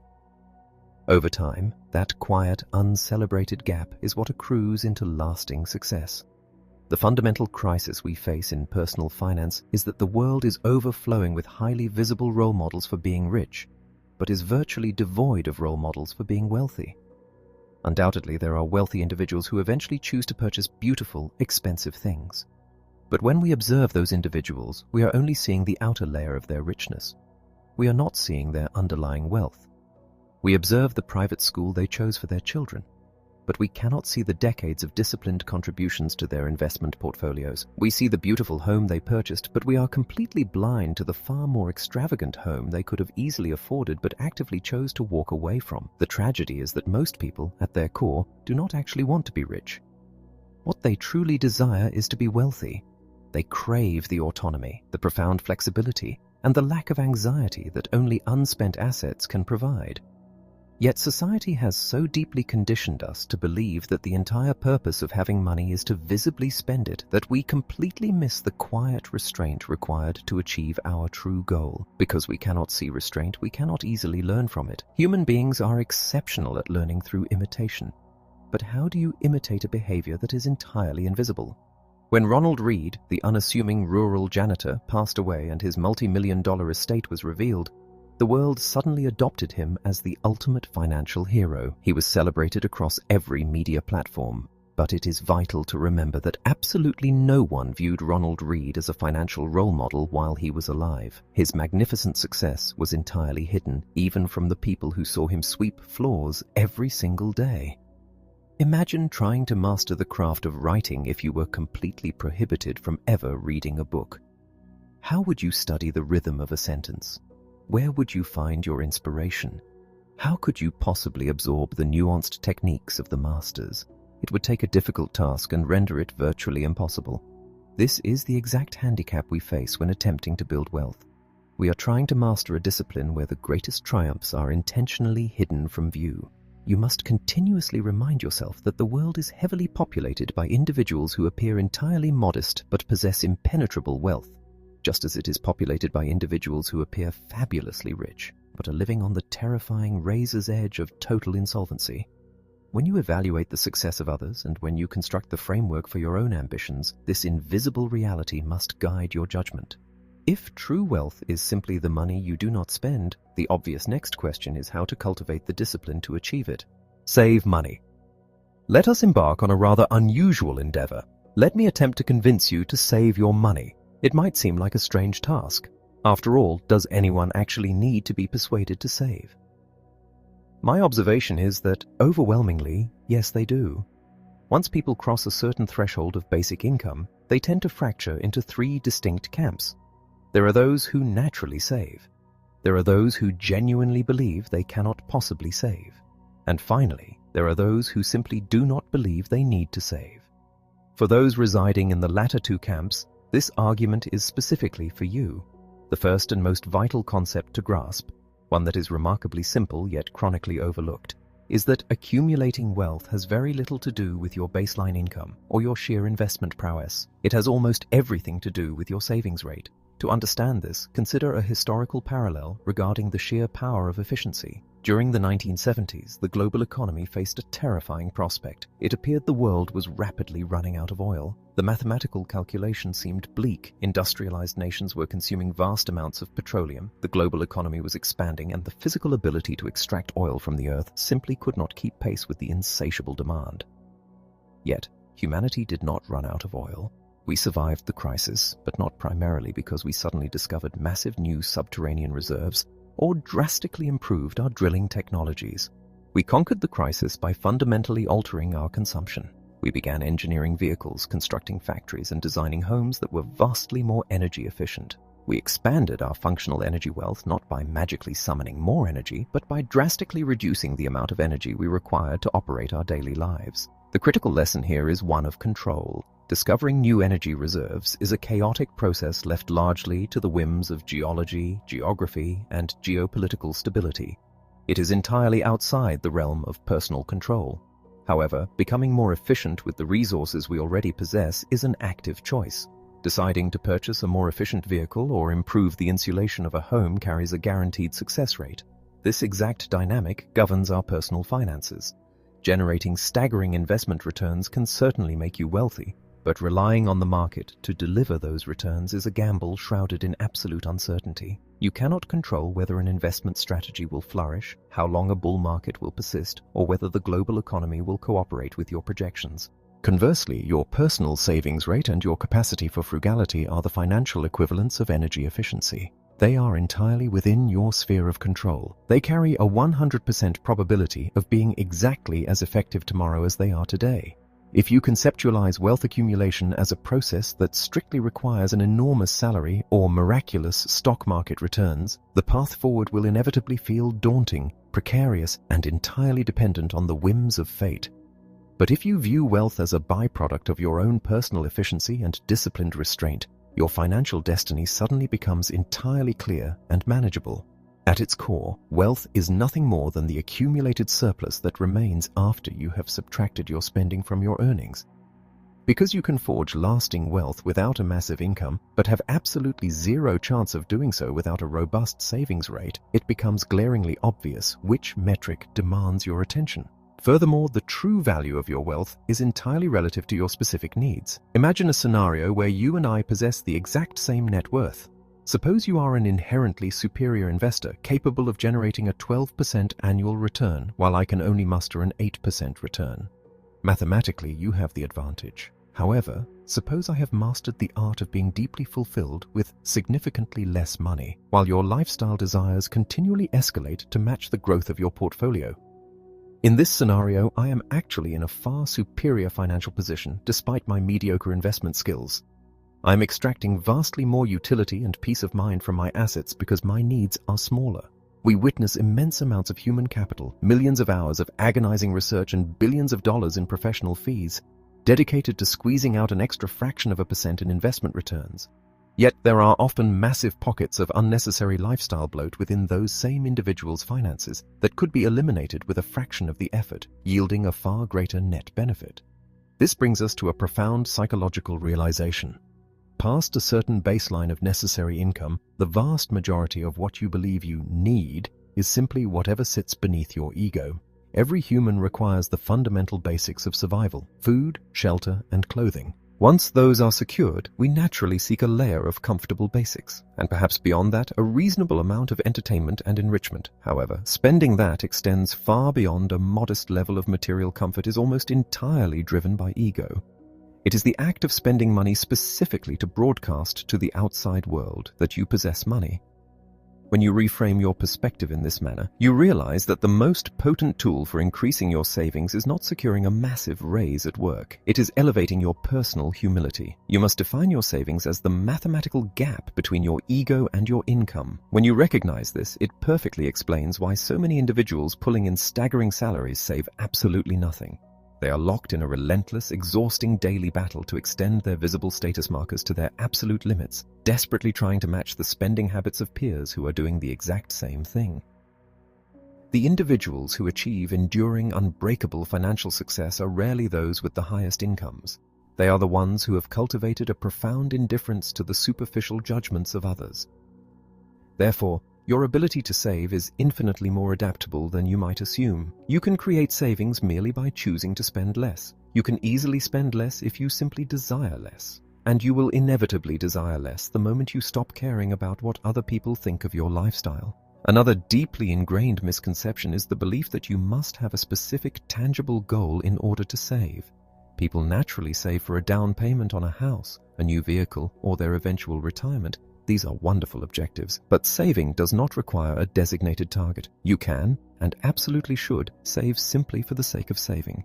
Tethering your savings exclusively to predictable purchases only makes sense if you inhabit a predictable universe. We do not. We live in a world defined by sudden, jarring chaos. Saving without a designated purpose is the ultimate insurance policy against life's inescapable tendency to surprise the living daylights out of you at the worst conceivable moment. When you save without a specific spending goal, you are buying the most valuable intangible assets in existence: options and flexibility. You are purchasing the psychological space to wait patiently for the right opportunity and the financial ammunition to strike when that opportunity finally presents itself. Every single dollar you save is essentially a piece of your own future that would have otherwise been dictated by the demands of an employer, a creditor, or a sudden emergency. You are taking a slice of your future back and claiming total ownership of it. We rarely calculate the yield on this invisible return. What is the precise interest rate on a pool of cash that grants you the courage to abandon a toxic career and search for one that brings you joy? What is the mathematical return on a savings account that allows you to sleep soundly through a catastrophic economic recession without a shred of panic? It is practically incalculable. It is so profound that a standard financial ledger cannot capture it. When you lack this flexibility, you are entirely at the mercy of whatever misfortune life throws at you. When you possess it, you can calmly navigate the storm, often finding lucrative opportunities amidst the desperation of others. This hidden return on unspent capital is only growing more vital. We have transitioned from a hyper-local world to a hyper-connected global arena. A century ago, a modestly intelligent worker only had to compete with the other individuals in their immediate town to secure a successful livelihood. Today, digitization and global networks mean that knowledge workers, whether in software, marketing, finance, or medicine, are competing against millions of highly driven, exceptionally brilliant minds across the entire planet. In a world where raw intellect is fiercely abundant and easily accessible, intelligence alone is no longer a guaranteed competitive advantage. Flexibility, however, is an incredibly rare superpower. If you possess the financial runway to take a sabbatical to learn an emerging skill, or the ability to accept a lower-paying role that offers superior long-term potential, or the sheer freedom to dictate the terms of your own schedule, you possess a towering advantage over those who are living paycheck to paycheck, no matter how brilliant they might be. The simple ability to wait, to think, and to move at your own pace is arguably the most valuable currency in the modern economy. That is the true purpose of accumulated wealth. And that is exactly why everyone can and absolutely should master the quiet art of saving their money. Now, another fundamental shift in our financial psychology requires us to abandon our obsession with perfect mathematical logic and instead embrace the power of what is simply reasonable. Rational financial experts often build their models as if human beings are sterile calculators, entirely devoid of emotion and driven only by the pursuit of mathematical perfection. But the undeniable truth is that you are not a spreadsheet. You are a beautifully flawed, heavily emotional creature. A monumental leap in financial maturity occurs when you recognize a counterintuitive concept. Your goal should not be to achieve cold, flawless rationality with your money. Instead, your objective should simply be to remain consistently reasonable. Reasonableness is grounded in human reality. It is a standard of behavior you can actually maintain when the world descends into chaos, and long-term endurance is the single most important factor in managing your wealth. To fully grasp this dynamic, consider a fascinating and somewhat terrifying chapter from medical history. In the early 20th century, a psychiatrist named Julius Wagner Jauregg possessed a unique talent for identifying obscure biological patterns. He focused his medical practice on patients suffering from severe neurosyphilis, which at the time was effectively a death sentence with no known cure. Wagner Jauregg began to notice a peculiar anomaly. His patients seemed to experience miraculous recoveries from their terminal diagnosis if they happened to contract an entirely separate illness that caused a severe, prolonged fever. He deduced something that had been suspected for centuries, but poorly understood by the medical establishment. Fevers play an active, aggressive role in helping the human body eradicate severe infections. Driven by this insight, he made a staggering, almost unthinkable leap in his treatment protocols. He intentionally injected his syphilis patients with low-grade strains of malaria and typhoid to artificially induce bone-rattling fevers. It was incredibly dangerous, and a tragic number of his early patients died from the treatment itself. However, he eventually refined his method using a highly treatable strain of malaria, allowing him to stop the fever with quinine after it had done its work. The results were astounding. 6 out of 10 patients treated with his induced fevers recovered from neurosyphilis, double the survival rate of those who received no treatment. For this radical and courageous approach, Wagner Jauregg was awarded the Nobel Prize in Medicine. Today, the underlying science is indisputable. A rise in body temperature dramatically slows the replication of viruses and supercharges the immune system's defensive responses. Prominent pediatric hospitals openly state in their literature that moderate fevers are highly beneficial for sick children. Yet, despite millions of years of evolutionary engineering and a mountain of medical data proving their efficacy, how do we actually treat fevers in the modern world? We treat them as an absolute enemy. We immediately reach for medications to suppress them the moment our temperature rises. No parent wants to watch their child shiver in discomfort, and no patient wants to endure the agonizing body aches of a high temperature. Why do we suppress a biological mechanism that is scientifically proven to cure us? Because fevers hurt. It is a simple matter of human endurance. A doctor's mandate is not merely to cure a disease, it is to cure the disease within the boundaries of what the patient can physically and mentally tolerate. It might be mathematically and medically rational to allow a fever to rage until the infection is dead, but it is entirely unreasonable to expect a human being to willingly endure severe, avoidable pain if a pill can stop it. This exact philosophy must be applied to your financial life.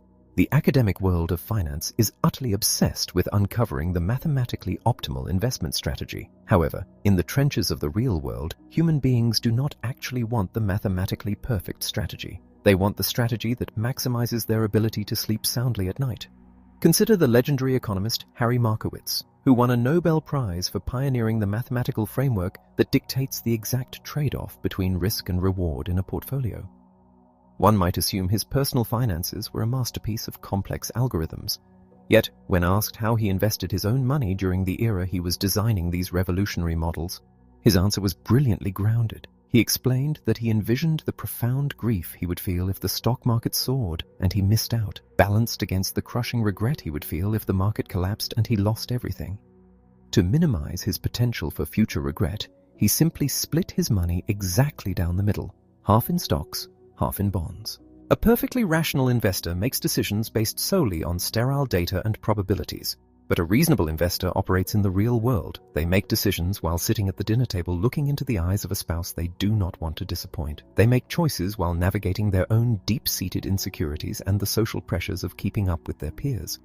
A prominent financial writer noted that Markowitz's personal portfolio was neither strictly rational nor irrational. It was simply human, and that is perfectly acceptable. A massive blind spot in the financial industry is the failure to recognize that a strategy can be technically flawless on paper while being an absolute disaster in practice.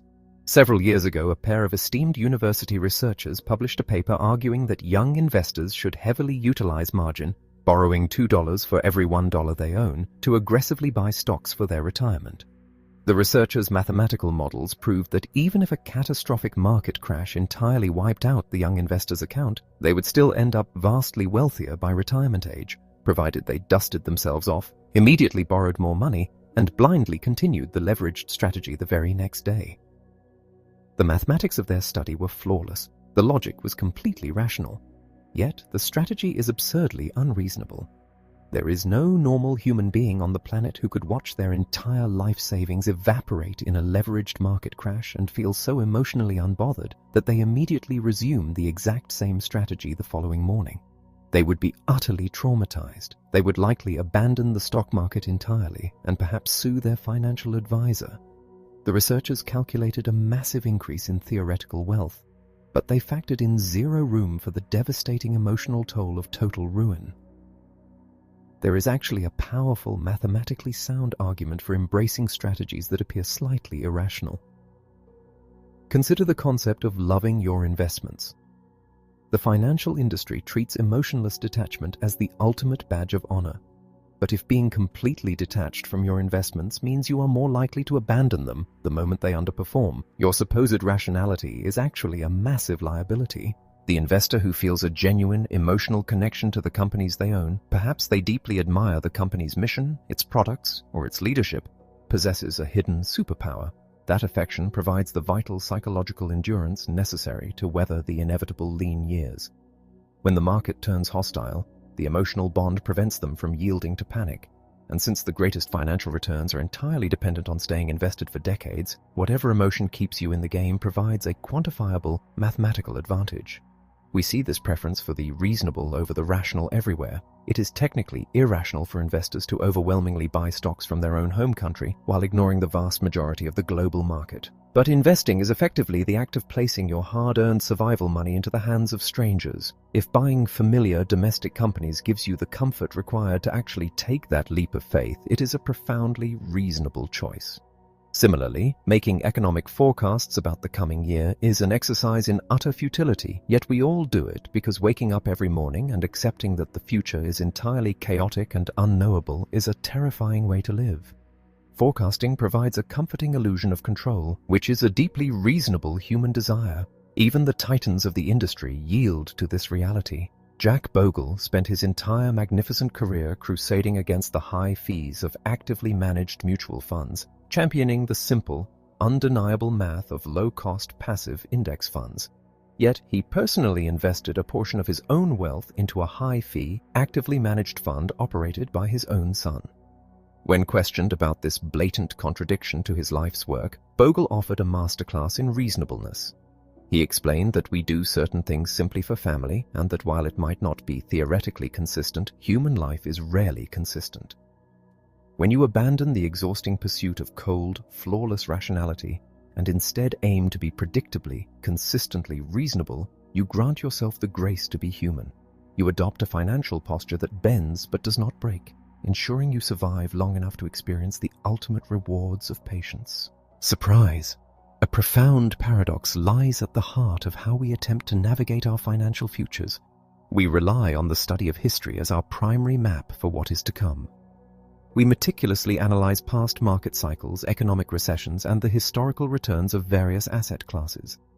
We pore over the data of previous decades, searching for recognizable patterns, assuming that if we understand the rhythms of the past, we can successfully anticipate the movements of tomorrow. But history is not a rigid template for the future. As the Stanford political scientist Scott Sagan brilliantly observed, things that have never happened before happen all the time. History is, at its absolute core, the study of surprising events. It is a catalogue of the unprecedented. To use a record of continuous, shocking change as an ironclad blueprint for predicting the future is a deeply flawed methodology. Finance is not a hard science. If you want to know exactly when the sun will rise a century from now, or exactly how a specific chemical compound will react under pressure, the past is a perfect guide. The laws of physics do not alter their behavior based on mood or shifting cultural trends, but money is entirely different. The financial markets are not driven by immutable laws. They are driven by the collective, chaotic, and ever-shifting behavior of human beings. And human behavior adapts, evolves, and consistently defies expectations. When we lean too heavily on historical data, we fall into two highly dangerous traps. The first is the failure to recognize the outsized, overwhelming impact of extreme outlier events. The vast majority of the economic reality we experience today was forged by a microscopic number of monumental, completely unpredictable shocks. Consider the sheer gravitational pull of events like the Great Depression, the Second World War, the invention of the microchip, the collapse of the Soviet Union, or the terrorist attacks of September 11th. Each of these events fundamentally rewired the global economy. They birthed entirely new industries, destroyed massive legacy institutions, and completely altered the psychological baseline of the human race. Yet not a single one of these world-altering events could have been reliably predicted by analyzing the data of the preceding years. They were completely unimaginable right up until the exact moment they occurred. If your financial models are built strictly on historical averages, they are inherently blind to these massive needle-moving anomalies. You are effectively preparing for a world of gentle, predictable tides, completely ignoring the reality that the financial landscape is periodically reshaped by devastating, unforeseen tsunamis. We can look to the Fukushima nuclear disaster as a perfect, tragic metaphor for this flaw in human reasoning. When the engineers constructed the power plant's protective seawall, they were not being careless. They were highly intelligent professionals who rigorously studied the historical seismic data of the region. They looked at the absolute worst earthquake and the highest resulting tsunami that had ever been recorded in that area's history, and they built a wall designed to withstand exactly that. Their fatal error was assuming that the worst-case scenario of the past was the absolute upper limit of what the universe could produce in the future. They failed to imagine that an event could arrive that was vastly more severe than anything history had ever documented. When the 2011 earthquake struck, it shattered the historical record, easily surpassing the defenses built upon past data. The historical precedent did not act as a shield, it acted as a blinder, creating a false sense of security that prevented them from preparing for the truly unprecedented. The second danger of relying entirely on history is the failure to acknowledge the structural evolution of the economy. In the financial industry, the phrase, "this time is different," is frequently mocked as the ultimate siren song of the foolish investor. We are taught that human greed and fear remain constant, and therefore the markets will always behave exactly as they have in the past. But the truth is, things actually do change. The structural mechanics of the financial world today are profoundly different from the world of a century ago. Consider how recent our most common financial instruments truly are. The 401k did not exist a generation ago. Venture capital, as a formalized, massive engine for funding technological innovation, was virtually absent from the mid-20th century economy. The modern rules of corporate accounting, the lightning-fast liquidity of digital trading, and the massive interventions of contemporary central banks have completely rewritten the rules of engagement. If you attempt to navigate the modern stock market by strictly applying the valuation metrics and dividend yields that worked flawlessly for investors in the 1930s, you will find yourself hopelessly lost. It is akin to trying to navigate the sprawling, modern metropolis of Tokyo using a map drawn in the 17th century. The physical ground might be in the same location, but the roads, the structures, and the rules of traffic have been entirely transformed. Recent history is often a reasonably accurate guide to the immediate future because the structural rules have not yet had time to drastically shift. But deep, long-term history is a remarkably poor prophet. The ultimate lesson to draw from history's relentless capacity for surprise is not that we need to build more complex forecasting models. The lesson is that we must fundamentally accept the inherent unpredictability of our universe. The most important economic event of the next decade will almost certainly be something that no one is currently talking about, something that defies all current projections. Therefore, the correct psychological posture is not to try and outsmart the unknown, but to build a financial life resilient enough to endure it. Instead of predicting the next specific surprise, we must simply expect to be surprised. We must maintain a robust margin of safety, understanding that the future will inevitably deliver shocks that the past could never have warned us about. Room for error. It may seem deeply counterintuitive, but some of the most profound wisdom regarding wealth management can be found in the neon-drenched casinos of Las Vegas. Specifically, we can learn an immense amount from a tiny, highly disciplined subset of gamblers, blackjack card counters. The mechanics of their craft reveal a fundamental truth about how to navigate a world governed by uncertainty. A card counter knows they cannot definitively predict the next card to be dealt. Instead, they track the cards that have already been played, which allows them to calculate the mathematical probabilities of what remains in the deck. When the statistical odds are heavily in their favor, they bet aggressively. When the odds shift against them, they hold back. But the absolute bedrock of their strategy, the only reason it ultimately works, is profound humility. They recognize that they are playing a game of probability, not certainty. Even when the math dictates that they hold a distinct advantage over the house, there is still a massive chance they could lose the hand. Therefore, a professional card counter will never bet all their chips on a single advantageous hand. They know that a string of terrible luck is inevitable, and they must maintain enough capital to survive the negative variance. If they bet everything and lose, they cannot play the next hand. They give themselves room for error, acknowledging that the most brilliant strategy in the world is utterly useless if you do not have the financial stamina to stay at the table. This concept extends far beyond the casino floor. History is overflowing with brilliant ideas that were stretched slightly too far, transforming them into absolute disasters. The only mechanism to safely navigate a reality driven by chaos and unseen forces is to deliberately widen the gap between what you expect to happen and what could realistically happen. Benjamin Graham, the pioneer of value investing, cemented this idea with his concept of the margin of safety. He wrote complex, highly mathematical formulas to explain it, but the essence of his philosophy was captured in a single, brilliant observation. The entire purpose of a margin of safety is to render the need for a perfect forecast entirely unnecessary. This is a staggering realization. In the realm of finance, we are obsessed with precision. Analysts demand exact price targets. Economists release highly specific growth projections.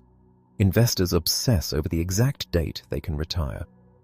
We gravitate toward pundits who speak with unshakable confidence, entirely ignoring the reality that predicting the complex, emotion-driven global economy with precision is effectively impossible. A margin of safety liberates you from the exhausting burden of having to perfectly predict the future. It allows you to inhabit a comfortable gray area where your financial life is structured so robustly that you can thrive across a wide spectrum of potential outcomes. Yet, human beings chronically avoid leaving room for error. We see this in everyday life. A Harvard psychology study once revealed that when people evaluate the home renovation budgets of their friends, they routinely estimate that the projects will run drastically over budget and behind schedule. But when evaluating their own identical projects, those same people fervently believe they will finish exactly on time and to the penny. We assume the universe will accommodate our pristine plans. We avoid room for error because acknowledging uncertainty is psychologically uncomfortable, and because we mistakenly view a margin of safety as a cowardly, overly conservative drag on our potential.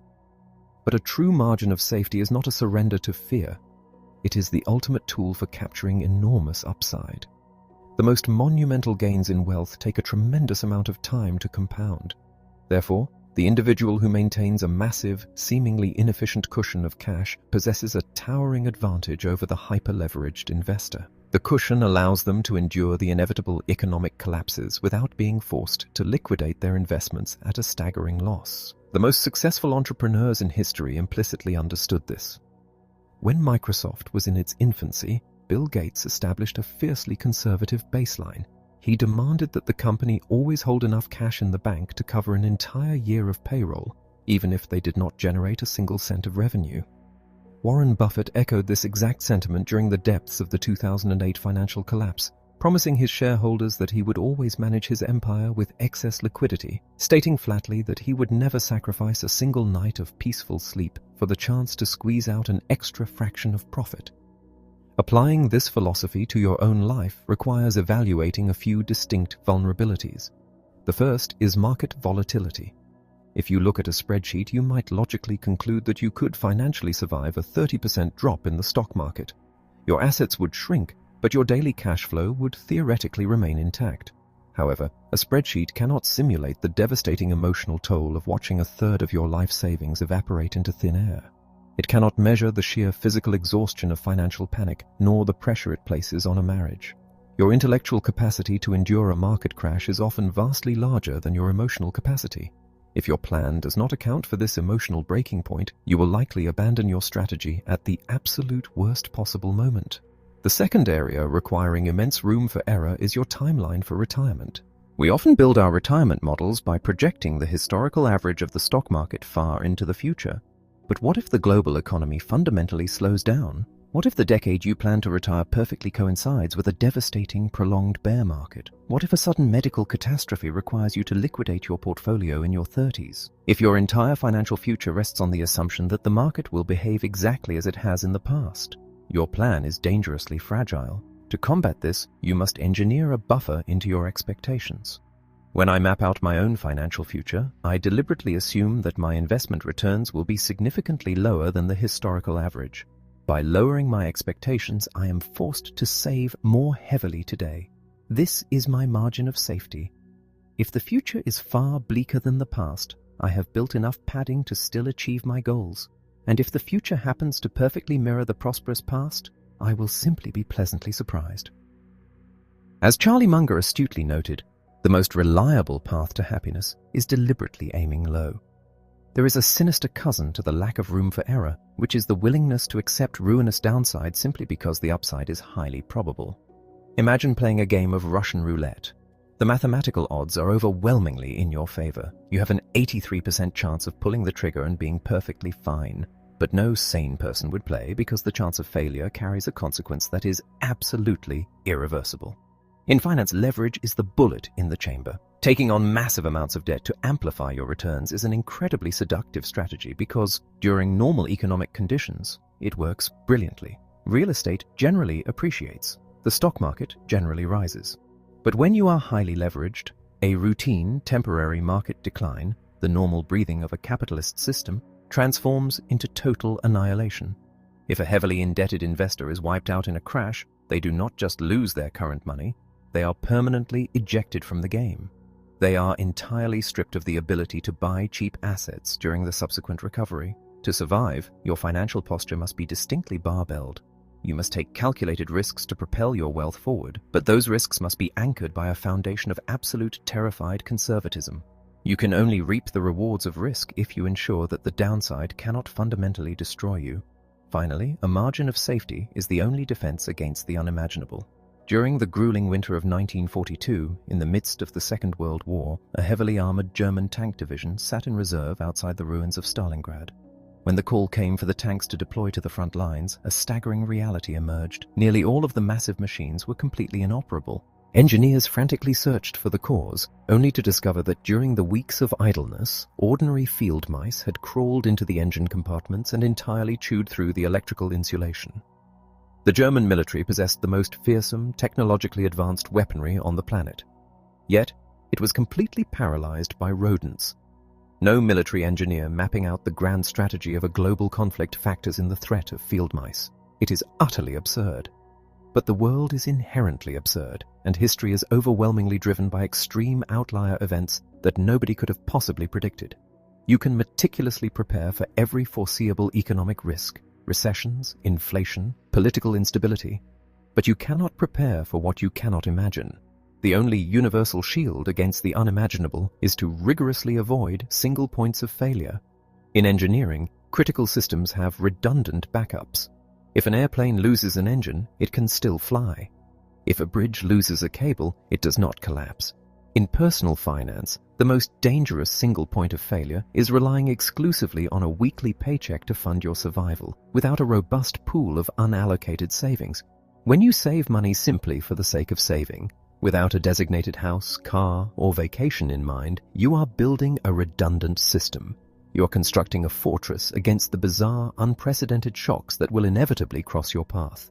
The most vital component of any financial plan is acknowledging that your plan will not go according to plan and ensuring you have the exact amount of room for error required to survive the deviation. You'll change. I grew up alongside a friend whose background offered no inherent privileges, nor did he possess a naturally towering intellect. What he did possess, however, was an unmatched, relentless work ethic. Individuals of this nature offer profound lessons because they understand every single grueling step required to forge a path to success. From his teenage years, his absolute singular mission in life was to become a physician. To suggest that the deck was stacked against him would be a severe understatement. No rational observer at the time would have given him any realistic chance of achieving this dream. Yet he refused to yield. He pushed with staggering force, and roughly a decade older than his medical school peers, he eventually earned his degree. One can only imagine the immense wave of fulfillment that must accompany such a triumph, starting from the absolute bottom, bulldozing through every obstacle and claiming a place in a highly respected profession against insurmountable odds. Several years ago, I had the opportunity to catch up with him.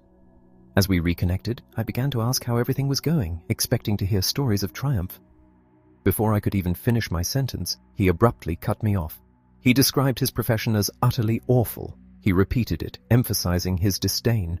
For the next 10 minutes, he poured out his frustrations. The grueling hours and the relentless stress had completely ground him down. He sounded just as devastated by his current reality as he had been relentlessly driven to achieve it 15 years prior.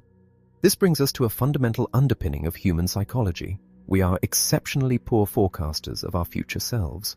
Visualizing a grand goal is an effortless, deeply enjoyable exercise. However, visualizing that exact same goal while simultaneously factoring in the inevitable, grinding life stresses that accompany highly competitive pursuits is an entirely different endeavor. This psychological blind spot has a massive impact on our ability to map out enduring financial plans. Consider the typical trajectory. Every young boy dreams of driving a heavy tractor when he grows up because his entire metric for a successful career revolves around making loud noises and steering large machinery. As he matures into a teenager, his priorities shift toward prestige and income, leading him to declare that he will become a high-powered attorney. He is absolutely certain that his plan is set, and he marches toward law school and the massive debt it requires. A decade later, as a practicing attorney, he is crushed by the punishing hours that keep him entirely separated from his family. So, he pivots again, deciding to accept a significant pay cut in exchange for a job with flexible hours. Yet, he soon realizes that the exorbitant cost of childcare consumes the entirety of this reduced paycheck. The logical conclusion is to simply leave the workforce and become a stay-at-home parent, which finally feels like the ultimate correct choice. Then, at the age of 70, the stark realization sets in. A lifetime away from the workforce has left him entirely unprepared to fund his own retirement.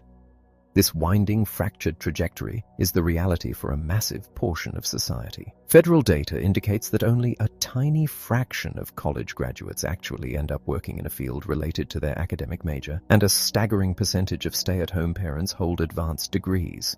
While few of these individuals likely regret their education, it forcefully illustrates that a parent navigating their 30s operates with an entirely different set of goals and priorities than the 18-year-old version of themselves who originally mapped out their career. Constructing a long-term financial strategy is undeniably essential, but we must acknowledge that everything shifts.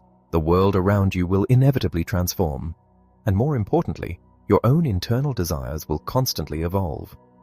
It is an act of humility to admit that the future is chaotic and unknowable. It requires an entirely deeper level of humility to admit that you do not even know what your own future self will actually desire.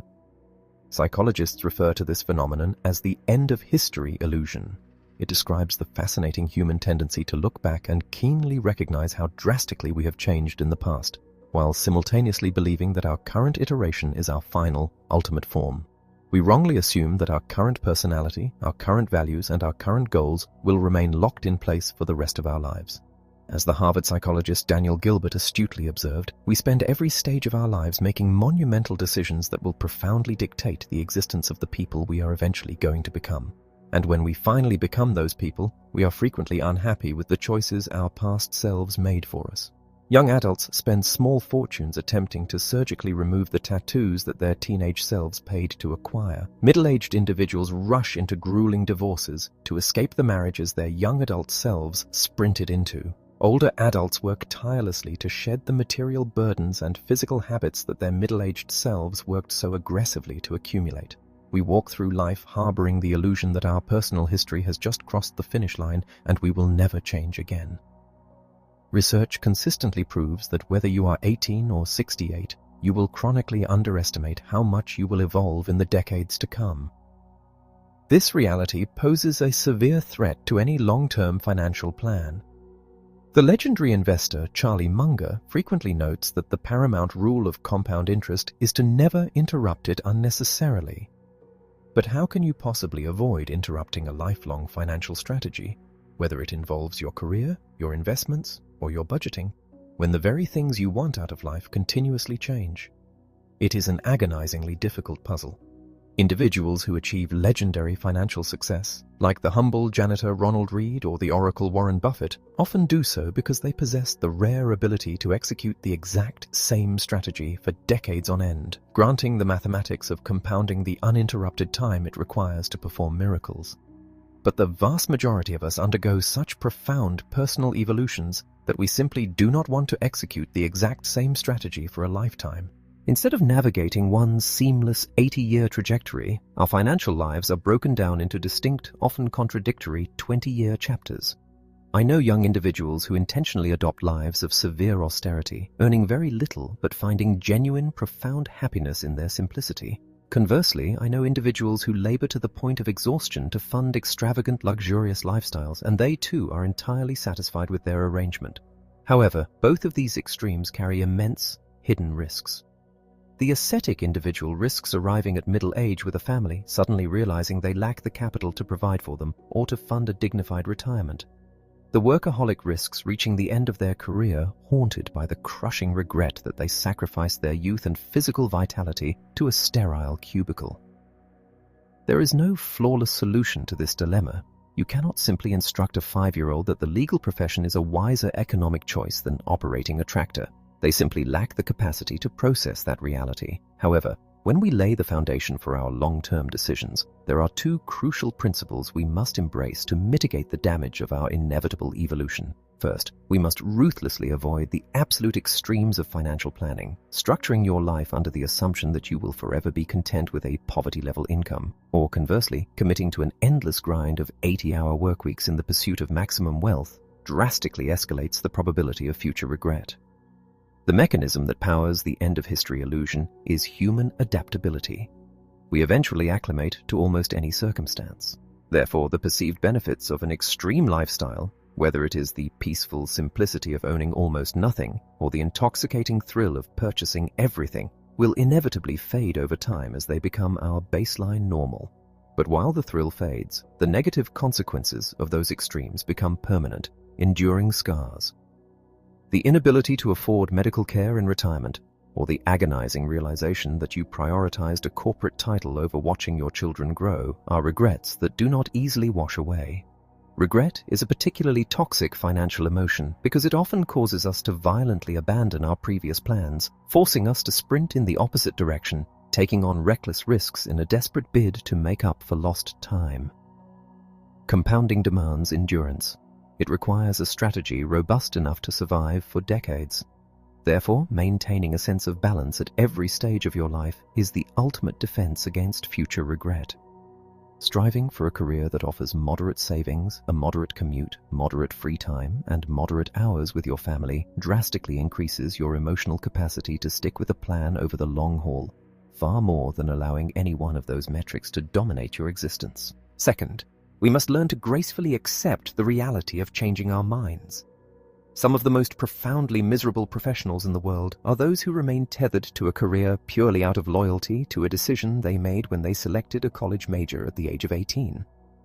When you fully internalize the end of history illusion, you understand that the mathematical odds of selecting a lifelong path before you are legally permitted to purchase alcohol and still finding joy in that exact same path when you are collecting a pension are incredibly low. The secret to survival is to acknowledge that change has occurred and to pivot as swiftly as possible. The financial journalist Jason Zweig, who collaborated closely with the brilliant psychologist Daniel Kahneman on a monumental book project, once shared an anecdote about Kahneman's extraordinary workflow. Zweig was continually astounded by Kahneman's willingness to completely obliterate their hard work. They would spend agonizing hours refining a chapter, only for Kahneman to suddenly discard the entire draft, returning a new version that was completely unrecognizable, featuring new evidence, different beginnings, and opposing conclusions. When Zweig finally asked the legendary psychologist how he could so easily torch hours of grueling effort and start over as if the previous draft had never existed, Kahneman offered a phrase that every investor should memorize: "I have no sunk costs." Sunk costs, the psychological anchor that binds us to past efforts, past investments, and past decisions that can never be recovered, are an absolute devil in a world where human beings constantly evolve. Refusing to abandon a failing strategy simply because you have already poured time and money into it transforms your future self into a hostage. It essentially allows a younger, less informed, and fundamentally different version of yourself to dictate your current reality. It is no different than allowing a complete stranger to blindly control your major life decisions. Embracing the profound realization that the financial goals you established when you were a different person should be dismantled without a shred of mercy, rather than being placed on life support and dragged into the future, is a brilliant strategy for minimizing long-term regret. The faster you can untether yourself from a past that no longer aligns with your present, the faster you can get your capital back to the quiet, powerful work of compounding. Nothing's free. There is a universal law that governs our reality. Absolutely everything carries a price. Navigating the complexities of wealth is largely an exercise in identifying what that specific price is, and then summoning the courage to willingly pay it. The inherent danger, however, is that the cost of many profound endeavors is completely invisible. There is no physical price tag hanging from the side of a successful marriage, a fulfilling career, or a prosperous investment portfolio. The true cost of these triumphs only becomes agonizingly clear once you are deep in the arena, right at the moment the universe demands its payment.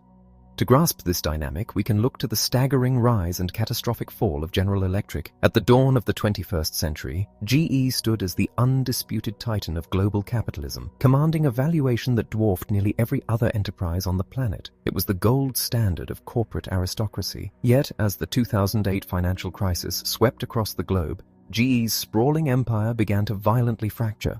Its highly lucrative financing division was thrust into chaos. Eventual disastrous bets in the energy sector erased billions in capital, and the company's stock price effectively collapsed over the ensuing decade. The man positioned at the helm during this unraveling was Jeff Immelt. The public and the financial media were ruthless in their condemnation. They scrutinized his every maneuver, his acquisitions, his desperate dividend cuts, and the thousands of workers who were let go. As the architect of the company's modern era, he rightfully bore the heavy burden of responsibility. But when Immelt finally stepped down from his position in 2017, he offered a parting piece of wisdom to his successor that perfectly captures the illusion of external observation. Responding to the legions of critics who confidently claimed they knew exactly how he should have navigated the crisis, Immelt simply noted that every job looks incredibly easy when you are not the one actually doing it. Every job looks easy from the outside because the sheer suffocating weight of the challenges, the bureaucratic gridlock, the conflicting demands of shareholders and regulators, the agonizing late-night decisions, are completely invisible to the cheering or booing crowds in the grandstands. Most endeavors in life are infinitely more difficult in practice than they appear in theory. And this difficulty arises not simply because human beings are prone to overconfidence, but because we are chronically terrible at identifying the true price of success, which leaves us entirely unprepared to pay the toll when the journey gets dark. Consider the historical ascent of the American stock market. If you trace the half-century ending in 2018, the broad market index compounded wealth by a staggering magnitude. To an outside observer looking at a historical chart, the path to immense wealth appears beautifully simplistic. The instructions seem to require nothing more than buying a diverse basket of companies, sitting back in a comfortable chair, and letting the quiet mathematics of compounding perform their miracles. But successful investing only looks easy when you are not the one actively doing it. The familiar advice to simply hold your assets for the long run is mathematically flawless, but it entirely ignores the brutal emotional reality of executing that strategy. Do you know the psychological endurance required to maintain a steadfast, long-term horizon when the global economy is collapsing and your life savings are evaporating by the hour? Like every other magnificent reward in life, successful investing demands a steep price. But the market does not accept its payments in dollars and cents. The currency of the market is paid entirely in volatility, sheer terror, paralyzing doubt, uncertainty, and profound regret. These are the hidden costs of admission. And because you cannot physically see fear or quantify regret on a spreadsheet, these costs are remarkably easy to overlook until they are actively tearing at your psyche in real time. Our fundamental inability to recognize this hidden price tag tempts us to pursue a dangerous fantasy. We try to get something for nothing. Imagine you decide you want to acquire a brand new $30,000 automobile. You essentially have three choices. First, you can step up and pay the $30,000. Second, you can lower your expectations and purchase a cheaper, used vehicle. Third, you can attempt to steal the new car. For the vast majority of functioning society, the third option is immediately discarded because the potential consequences of grand theft auto far outweigh the thrill of a free ride. We understand the physical price, and we respect the boundary. Yet, when it comes to securing a prosperous financial future, millions of otherwise rational people choose the exact equivalent of the third option. They desire the magnificent long-term returns of the stock market so they can retire in peace, but they refuse to pay the emotional toll required to achieve them. They look at the jagged, terrifying historical charts where markets plunge and fortunes vanish, and they decide they want the reward without enduring the pain. So, they attempt to steal the return. They engage in complex, frantic strategies to weave in and out of the market. They try to predict the exact onset of the next recession to sell their holdings, and they attempt to guess the precise bottom of the crash to buy back in. The financial industry is overflowing with products designed to cater to this exact fantasy. Funds that promise to capture all the explosive upside of a booming economy while magically sidestepping the devastating downside. But the gods of finance are fiercely unforgiving toward those who seek the prize while refusing to pay the toll. Just as a small handful of car thieves might successfully evade the authorities, a tiny minority of market timers might get lucky once or twice. But the overwhelming majority are eventually caught and severely punished. When researchers study the historical performance of these tactical, market timing strategies, the results are almost universally dismal. By attempting to avoid the agonizing price of volatility, these investors frequently end up missing the subsequent periods of rapid growth. The supreme irony is that in their desperate bid to avoid the fee, they end up paying double, suffering the anxiety of trading while utterly failing to capture the long-term wealth. We can return to the story of General Electric to witness this illusion of a free ride operating on a massive corporate scale. Long before the collapse, during the era of CEO Jack Welch, GE became universally beloved for a very specific reason. The company never surprised Wall Street.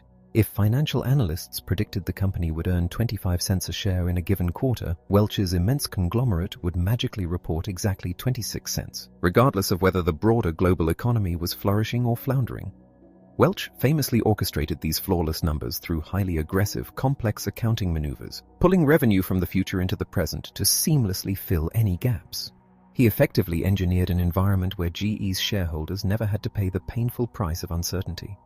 They were granted the ultimate financial fantasy, an endlessly rising stock price stripped entirely of the terrifying bumps and jagged drops that define real-world capitalism. But you cannot permanently banish the toll collector. Eventually, the delayed bill arrives. When the accounting maneuvers could no longer mask the underlying structural rot, the shareholders of GE were presented with an invoice of unimaginable devastation. The minor, everyday volatility that had been artificially suppressed for years compounded in the shadows, eventually manifesting as a catastrophic decade of wealth destruction. The illusion of a smooth ride ultimately demands the highest price of all. The crucial question we must ask ourselves is why intelligent people who readily pay the steep physical prices for their homes, their education, and their vacations fight so relentlessly to avoid paying the price of investing. The answer lies in how we interpret the pain. When you purchase a tangible item, the price tag is mutually agreed upon. You hand over your money and you receive the item. It is a clear, equitable transaction, but the price of investing is entirely invisible. Therefore, when the market crashes and your portfolio shrinks by 20 or 30%, it does not mentally register as an agreed-upon fee for future growth. It registers as a profound, punitive fine. When you receive a speeding ticket or a penalty from the tax authorities, the message is clear. You have made a mistake, you have broken a rule, and you are being punished. Our natural, evolutionary response to being fined is to alter our behavior so we never experience that punishment again. When investors watch their wealth evaporate in a market panic, they instinctively feel they have done something terribly wrong. To avoid future fines, they liquidate their assets, retreat to the absolute safety of cash, and vow never to touch the market again. Developing enduring financial success requires a subtle but monumental shift in this psychology.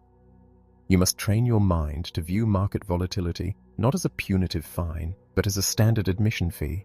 Consider the experience of taking your family to a world-class amusement park. The tickets might cost hundreds of dollars. It is a steep price, but you willingly hand over the money because you know the fee grants you access to an extraordinary day of joy and memories.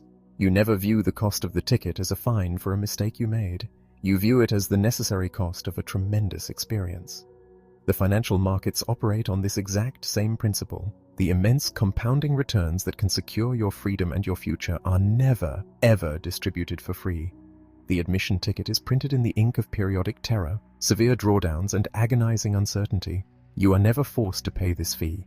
You always have the option to keep your money safely parked in a bank account where it will never drop in value. But by doing so, you are choosing to stand outside the gates of the park, and your wealth will slowly be eroded by the quiet, relentless force of inflation. You get exactly what you pay for. To survive the brutal winters of the financial markets, you must truly convince yourself that the fee is worth the price of admission. Tolerating the pain is insufficient. Mere tolerance implies you are enduring a punishment. True mastery lies in recognizing the pain as the necessary currency required to purchase your future. When you stop viewing the jagged edges of a market collapse as a signal that your strategy is broken and instead accept it as the natural expected cost of long-term survival, you finally unlock the ability to sit quietly and let the magnificent power of compounding do its work. You and me.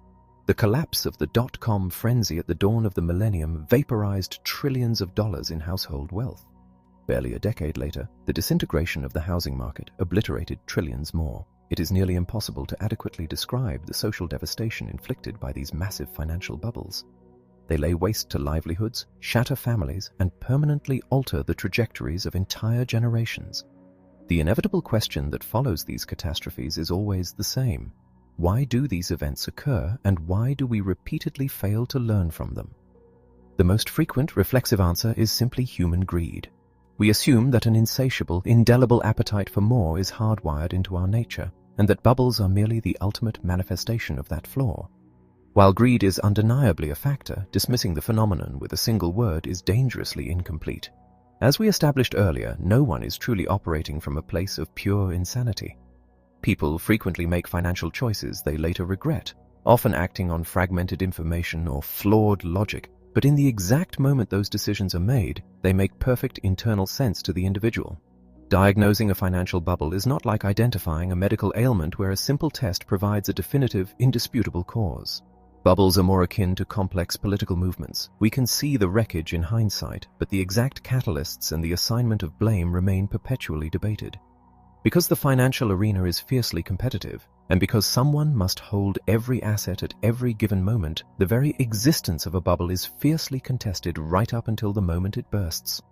No one wants to admit they are holding a drastically overvalued asset, while the absolute root causes of these manias may never be universally agreed upon. There is one critical driver that is routinely ignored, and it applies directly to your personal financial life. The foundation of many disastrous decisions is that investors innocently, almost subconsciously, take their behavioral cues from other individuals who are playing an entirely different financial game than they are.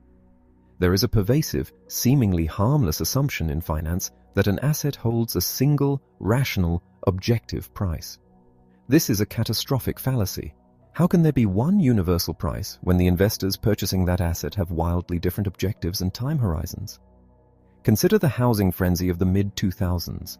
A massive wave of buyers entered the market not to secure a home for their families for the next 30 years, but to flip the property for a profit within 30 days. Did these short-term speculators care about long-term income growth or historical price-to-rent ratios? Absolutely not. Those fundamental metrics were entirely irrelevant to their specific objective. The solitary data point that mattered to a flipper was the assumption that the property would be worth slightly more next month than it was today.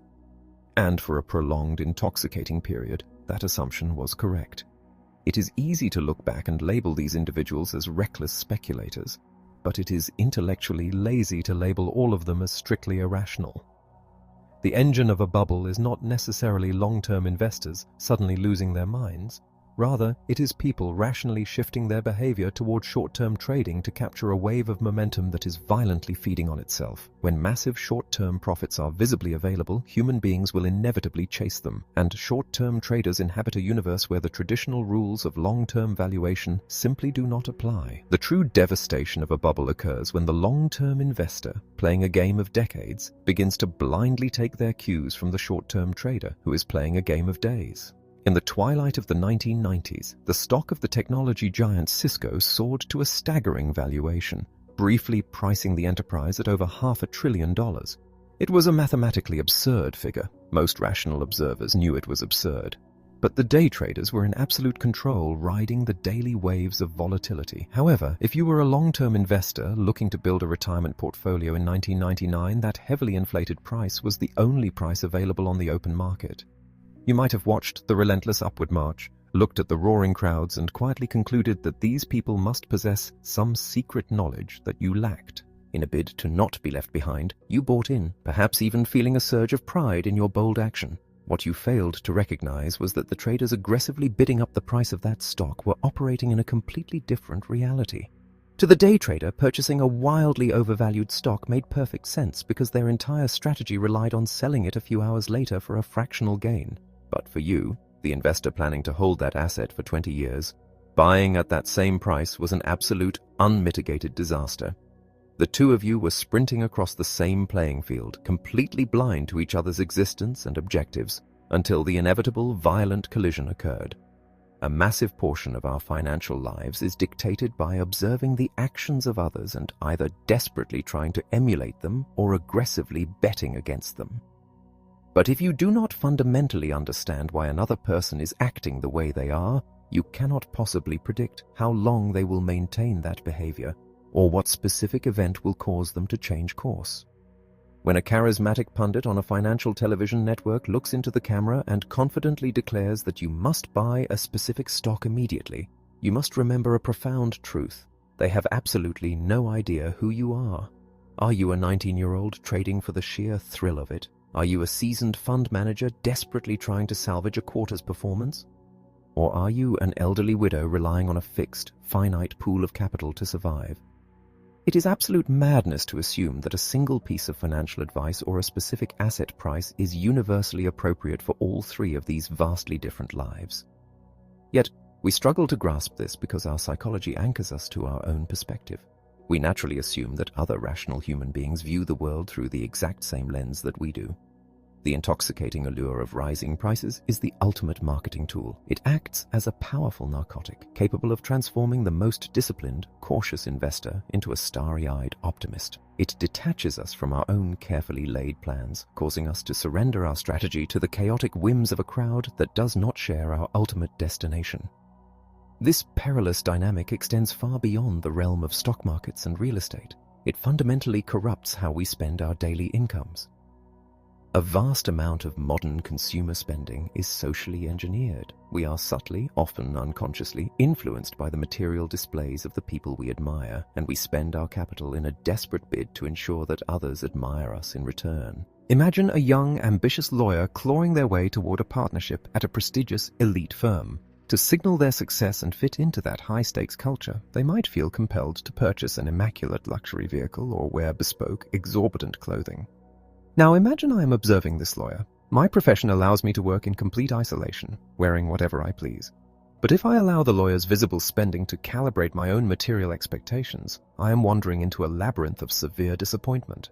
I am incinerating my wealth to purchase the exact same luxury items, but I am receiving absolutely none of the professional or social utility that the lawyer extracts from them.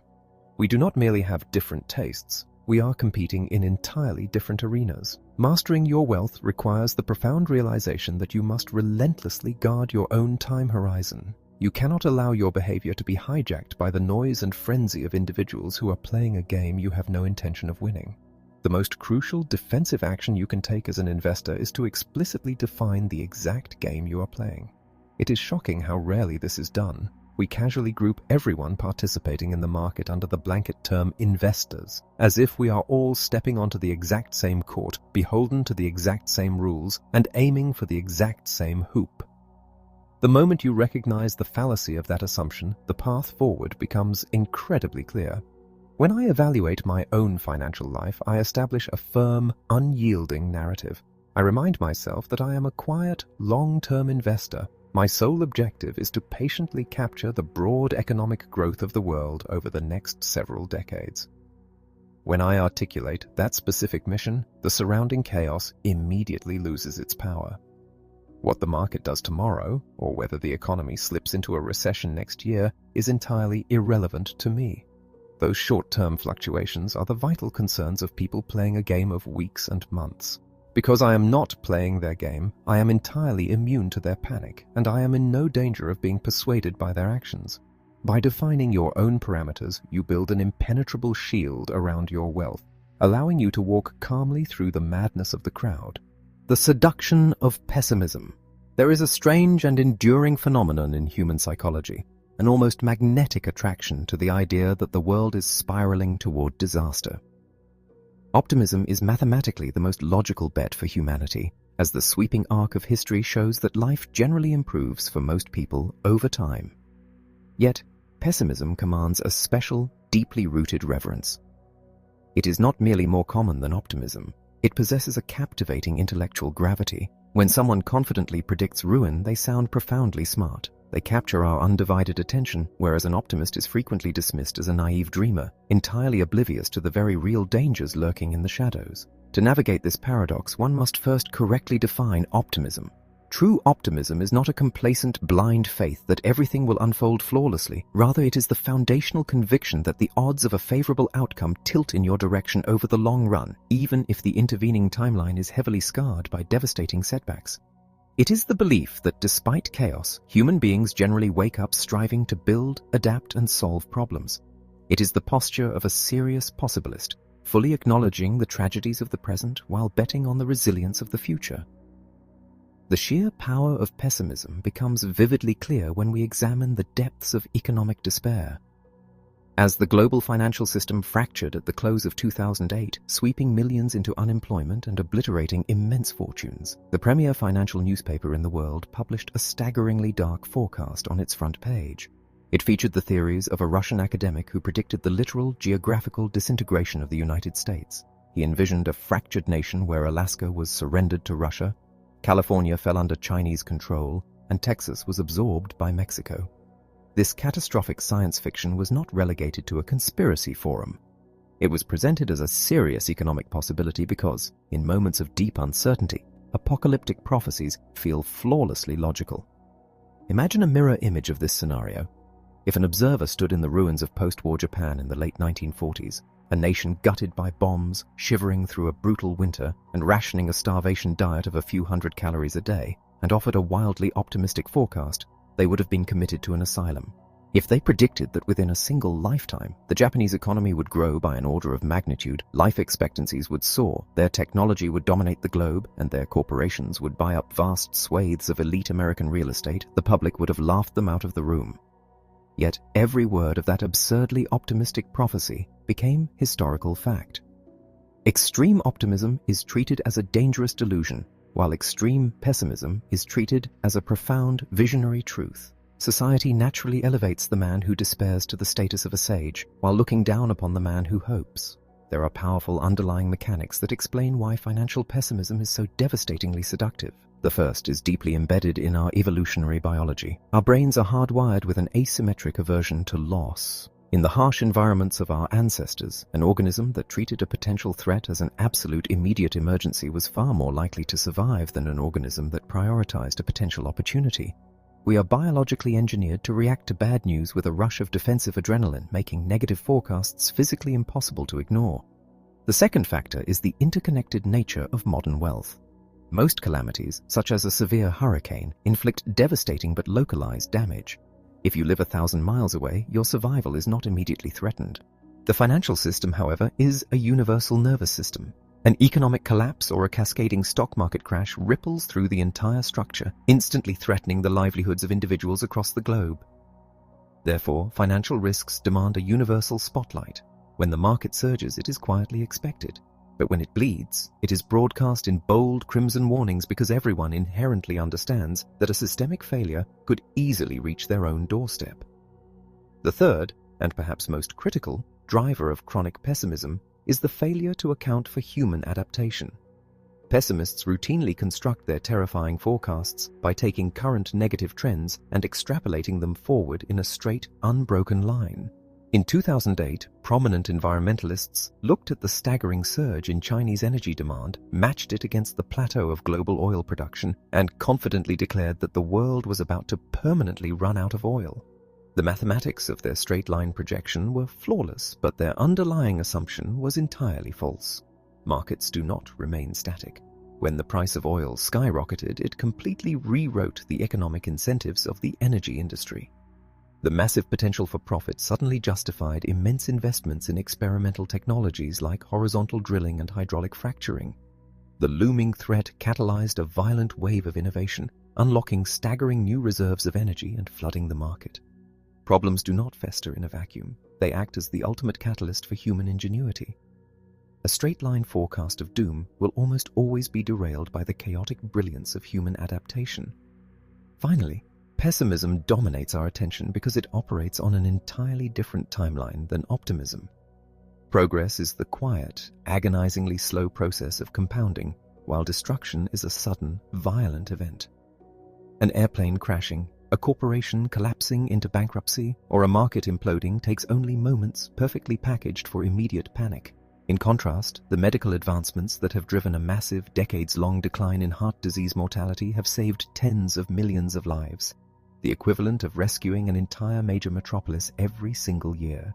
Yet because those lives were saved fractionally over the course of thousands of quiet days in sterile laboratories, the triumph never commands a screaming headline. Growth takes generations to materialize. Ruin takes seconds. It is vital to recognize the psychological armor that pessimism provides. When the brilliant physicist Stephen Hawking was asked how he maintained a cheerful spirit despite a physically devastating diagnosis in his youth, he noted that his expectations had been reduced to absolute zero. Therefore, everything he experienced after that moment felt like a magnificent bonus. By systematically lowering the bar of our expectations, pessimism ensures that the inevitable blows of reality do not crush us, and that any positive outcome is met with profound gratitude. In a beautifully ironic twist, embracing a healthy degree of pessimism might be the most reliable psychological strategy for ultimately finding something to be optimistic about. When you'll believe anything, imagine an extraterrestrial observer dispatched to Earth with the singular mission of monitoring the global economy. Suppose this observer began circling above a major metropolis in the year 2007, taking meticulous notes on the thriving factories, the bustling financial districts, and the staggering output of human labor. Then, imagine this exact same observer returning just 2 years later, in the depths of 2009. The observer would be entirely bewildered. The physical infrastructure of the planet remained completely intact. The factories were still standing, the technological tools were identical, and the collective knowledge of humanity had not diminished. The physical capacity to generate wealth was exactly the same as it had been during the boom. Yet the economy was in ruins, and human beings were suffocating under a blanket of profound pessimism. The extraterrestrial observer would naturally ask why everyone suddenly felt impoverished when their physical reality had not changed. The answer lies in the one crucial element that an outside observer cannot easily measure: the stories we tell ourselves. During the boom, society collectively believed a narrative that housing prices would rise indefinitely and that the financial markets had flawlessly mitigated all risk. When that specific narrative fractured, the entire system collapsed. The devastating economic damage we suffered was not a physical destruction of our capabilities. It was a self-inflicted narrative wound. When we evaluate the trajectory of our wealth, our careers, and the broader economy, we naturally gravitate toward tangible metrics. We measure physical output and technological capability. But the absolute most powerful force in the economic universe is the story. Narratives are the fuel that propels the engine of growth, and they are the brakes that can aggressively halt our progress. Navigating a reality governed by stories requires grasping two profound concepts about human belief. The first concept is that the more desperately you desire something to be true, the more susceptible you become to a narrative that wildly overestimates the probability of it actually happening. Consider a documentary that posed a simple question to a woman who had lived for over a century. What was the absolute happiest day of her entire life? She answered that it was the day the armistice was signed, ending the First World War. When asked why, she explained that it was because the world knew with absolute certainty that there would never be another war again. 2 decades later, the globe was engulfed in a second, vastly more devastating conflict. Human beings harbor a profound vulnerability to appealing fictions. An appealing fiction is forged when an intelligent individual faces a terrifying problem, desperately needs a solution, but lacks the actual control required to fix it. In these high-stakes environments, the human mind will latch onto almost anything. Throughout history, during times of devastating plagues or medical crises before the advent of modern science, people eagerly embraced utterly useless and often fatal treatments. They subjected themselves to starvation therapies and agonizing procedures not because they were irrational, but because the stakes were life and death. When you are terrified and lack a clear path forward, the path of least resistance is to believe the first comforting story you are told. This exact dynamic dominates our financial lives. The stakes in managing our wealth are incredibly high. The promise of securing financial independence, or the sheer terror of losing one's life savings, creates an emotional environment ripe for appealing fictions. This explains the enduring popularity of charismatic financial pundits who confidently predict the precise movements of the stock market despite possessing long, documented histories of failure. If an investor desperately needs their portfolio to double to secure their retirement, and a pundit offers a narrative that perfectly aligns with that desperate need, the investor will blindly follow them. We struggle to process incredibly low probabilities. If a strategy has a microscopic chance of succeeding but the potential reward would miraculously solve all our problems, we naturally default to believing the strategy is an absolute certainty. We do this in both directions. If you become convinced that a catastrophic economic recession is looming and you liquidate all your investments, your entire worldview will immediately warp to justify your decision. Every minor fluctuation in the market and every slightly negative headline will be interpreted as absolute proof that the apocalypse is arriving. You will see doom everywhere, not because it is actually happening, but because you desperately need your defensive strategy to be validated. The only effective shield against an appealing fiction is maintaining a massive margin of safety. The larger the gap between what you urgently need to happen and what can realistically happen, the less likely you are to fall victim to a comforting delusion. The second crucial concept is that every single human being possesses a severely incomplete view of how the universe operates, yet we all construct flawless, complete narratives to fill in the missing pieces. A small child possesses virtually no understanding of complex economics, corporate hierarchies, or mortgage rates. Yet the child does not wander through life in a state of constant confusion. They construct a perfectly coherent mental model based entirely on the microscopic amount of information they do understand. If their parent leaves for work, the child does not contemplate the necessity of earning a salary. They simply conclude that the parent does not want to play with them. In the child's mind, the story makes flawless sense. We carry this behavior into adulthood. We are entirely blind to vast swathes of how the global economy functions. We do not fully understand the hidden motivations, the unseen risks, or the chaotic interplay of billions of economic decisions. Yet we refuse to accept this blindness. When confronted with an unpredictable market movement or a surprising economic shift, we quickly invent a story that perfectly explains it, relying entirely on our own limited, unique experiences. As the esteemed psychologist Daniel Kahneman noted, our ability to construct a narrative in hindsight grants us the incredibly dangerous illusion that the world is a predictable, understandable place. We desperately crave the illusion of control. The reality of a universe governed heavily by random chance, unseen risks, and the unpredictable emotions of others is deeply unsettling. Therefore, we seek out authoritative figures and complex forecasts that promise to tame the chaos. We want to believe that navigating the stock market is akin to launching a spacecraft, a sterile endeavor governed by precise mathematical formulas where an engineer can flawlessly predict an outcome years in advance. But finance is not astrophysics. It is a chaotic arena governed by human emotion.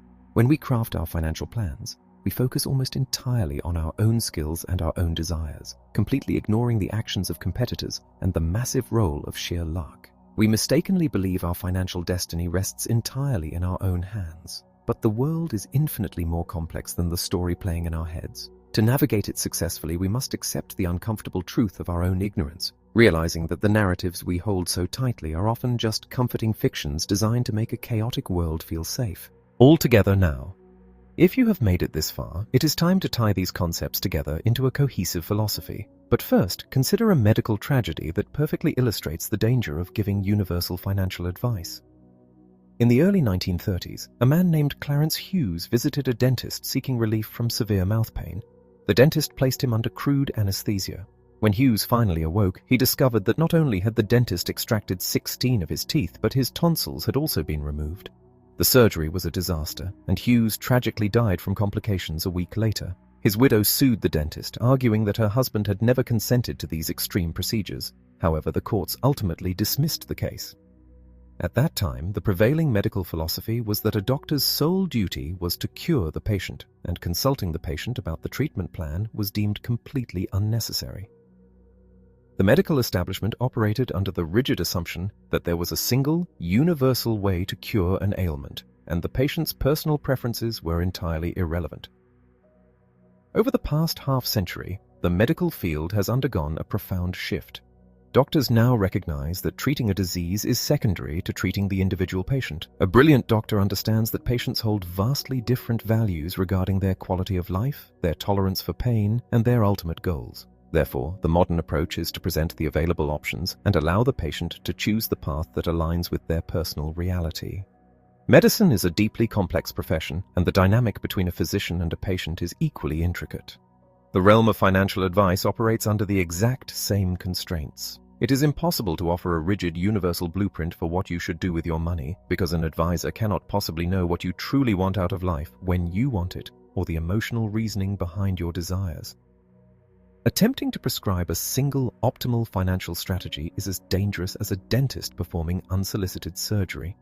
However, just as doctors possess a deep understanding of human biology and the statistical odds of various treatments, we can identify a set of universal financial truths. These truths serve as a broad foundation, even if every individual ultimately applies them in a fundamentally different manner.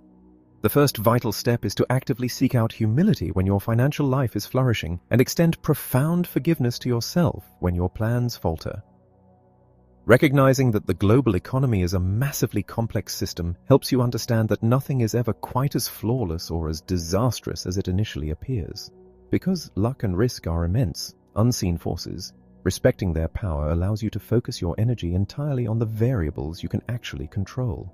Simultaneously, you must recognize that wealth is deeply intertwined with a reduction in ego. Wealth is essentially the financial gap that remains when you subtract your ego from your income. It is the conscious decision to suppress the desire to purchase highly visible, expensive items today in exchange for securing options and flexibility in the future. Regardless of the size of your paycheck, you will never accumulate genuine wealth unless you master the discipline of putting a strict lid on your current consumption. When deciding how to allocate your assets, your primary objective should never be maximizing your mathematical returns.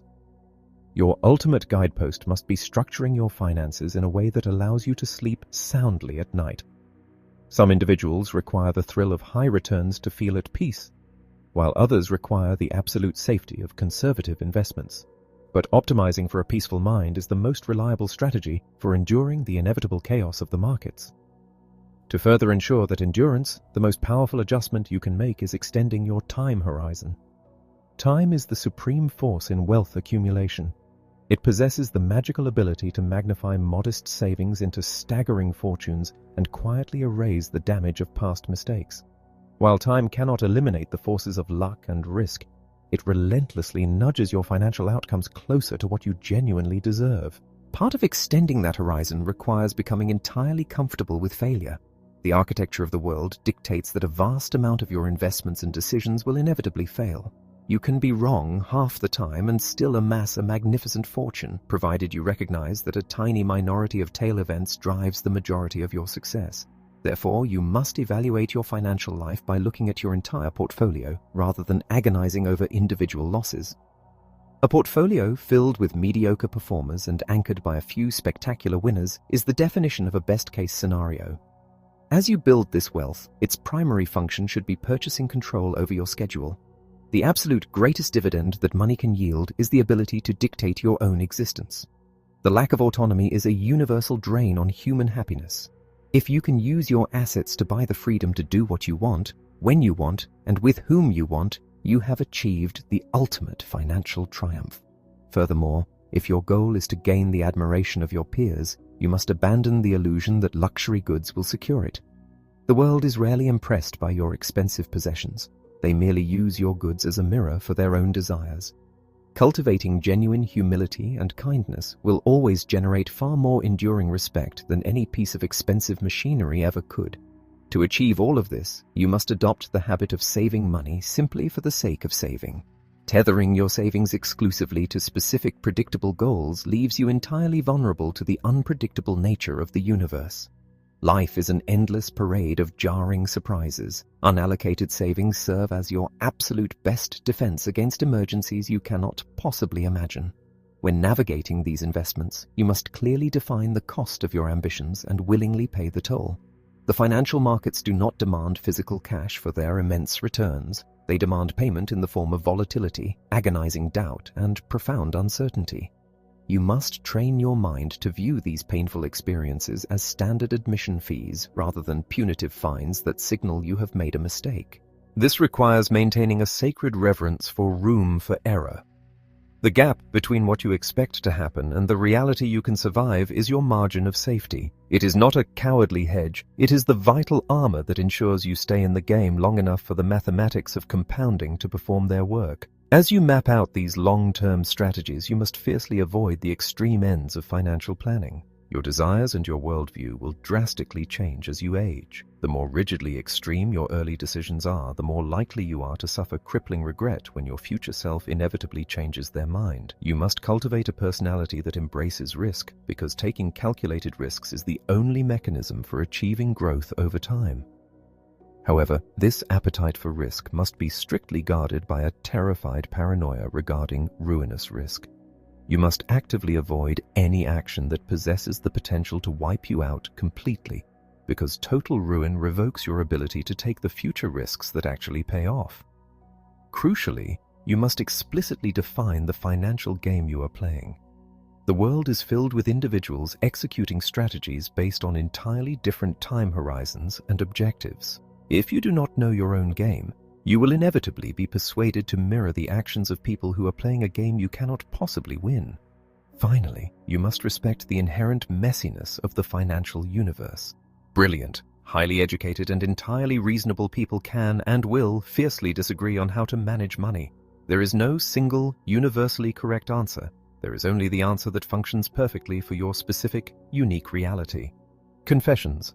The medical profession possesses a fascinating unspoken reality regarding how doctors manage their own health. When physicians are faced with terminal illnesses, a staggering percentage of them choose a fundamentally different path than the one they routinely prescribe to their patients. While they might advise aggressive, agonizing treatments for the public to extend life by a few months, doctors themselves overwhelmingly opt for palliative care. They choose to spend their final days at home, surrounded by family, prioritizing comfort and peace over the grueling war of medical intervention. They deeply understand the grim statistics and the agonizing physical toll of the treatments, and they quietly decide that the mathematical fight is not worth the emotional cost. This profound divergence between what a professional recommends and what a professional actually does exists across numerous fields, but it is perhaps most glaring in the realm of finance. If you ask a room full of financial advisors what they do with their own capital, you will rarely uncover a consensus. You will find some heavily invested in real estate, others utilizing complex algorithms to day trade equities, and some hoarding precious metals. The architecture of their personal portfolios is rarely identical to the sterile theoretical models they build for their clients. This is not necessarily a sign of hypocrisy. It is simply an acknowledgement that finance is profoundly personal. Every individual is playing a unique game, governed by different emotional triggers, varying family dynamics, and vastly different ultimate objectives. What works flawlessly for my psyche might be an absolute disaster for yours. Therefore, presenting my personal financial strategy is not an attempt to offer a universal blueprint. It is merely a confession of how one individual has chosen to navigate the chaotic waters of wealth, guided entirely by the pursuit of peace of mind. The absolute unyielding foundation of my entire financial life is the pursuit of independence. Every dollar saved and every investment made is directed toward a singular goal: acquiring total autonomy over my own schedule. I do not desire wealth to purchase luxurious items or to broadcast status to strangers. I desire wealth so that I can wake up every morning and know that my family and I are the sole authors of our day. This desire for independence was forged early in my career, and achieving it required a fundamental, deliberate lifestyle choice. My wife and I established a comfortable, modest standard of living years ago, and we have ruthlessly maintained that exact standard even as our professional incomes have grown. We effectively locked our goalposts in place. The natural human tendency is to allow lifestyle inflation to consume every new raise or bonus, constantly stretching to acquire a slightly larger house or a slightly more prestigious vehicle.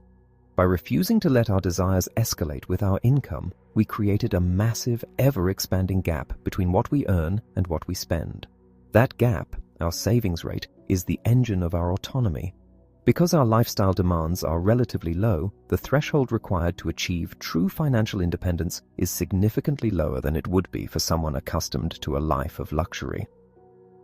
We do not feel deprived because we genuinely derive our highest satisfaction from the simple, profound realization that we control our own time. We understand that true wealth is the money that remains unspent, and we guard that unspent capital fiercely. When allocating that capital, my decisions frequently violate the strict mathematical models of rational finance. I openly embrace strategies that prioritize emotional comfort over theoretical optimization. The most glaring example of this is the fact that we own our home completely outright, without a mortgage. Any academic financial planner would look at this decision and immediately declare it a massive misallocation of capital. For much of modern history, mortgage interest rates have been incredibly low. The mathematically rational maneuver is to borrow money cheaply against the house and invest that capital in the stock market, where historical returns are significantly higher.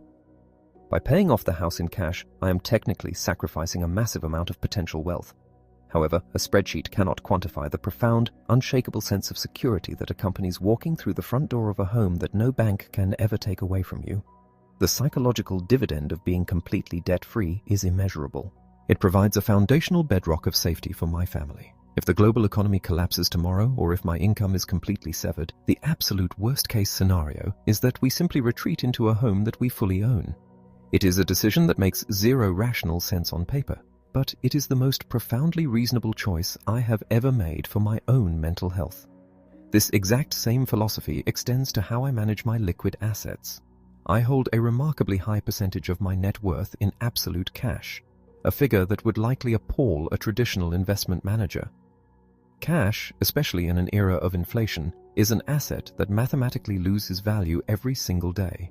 It is an inefficient drag on a portfolio, but I do not hold cash to generate a return. I hold cash to protect my investments. My entire wealth-building strategy relies on the silent, compounding power of the stock market over the course of several decades.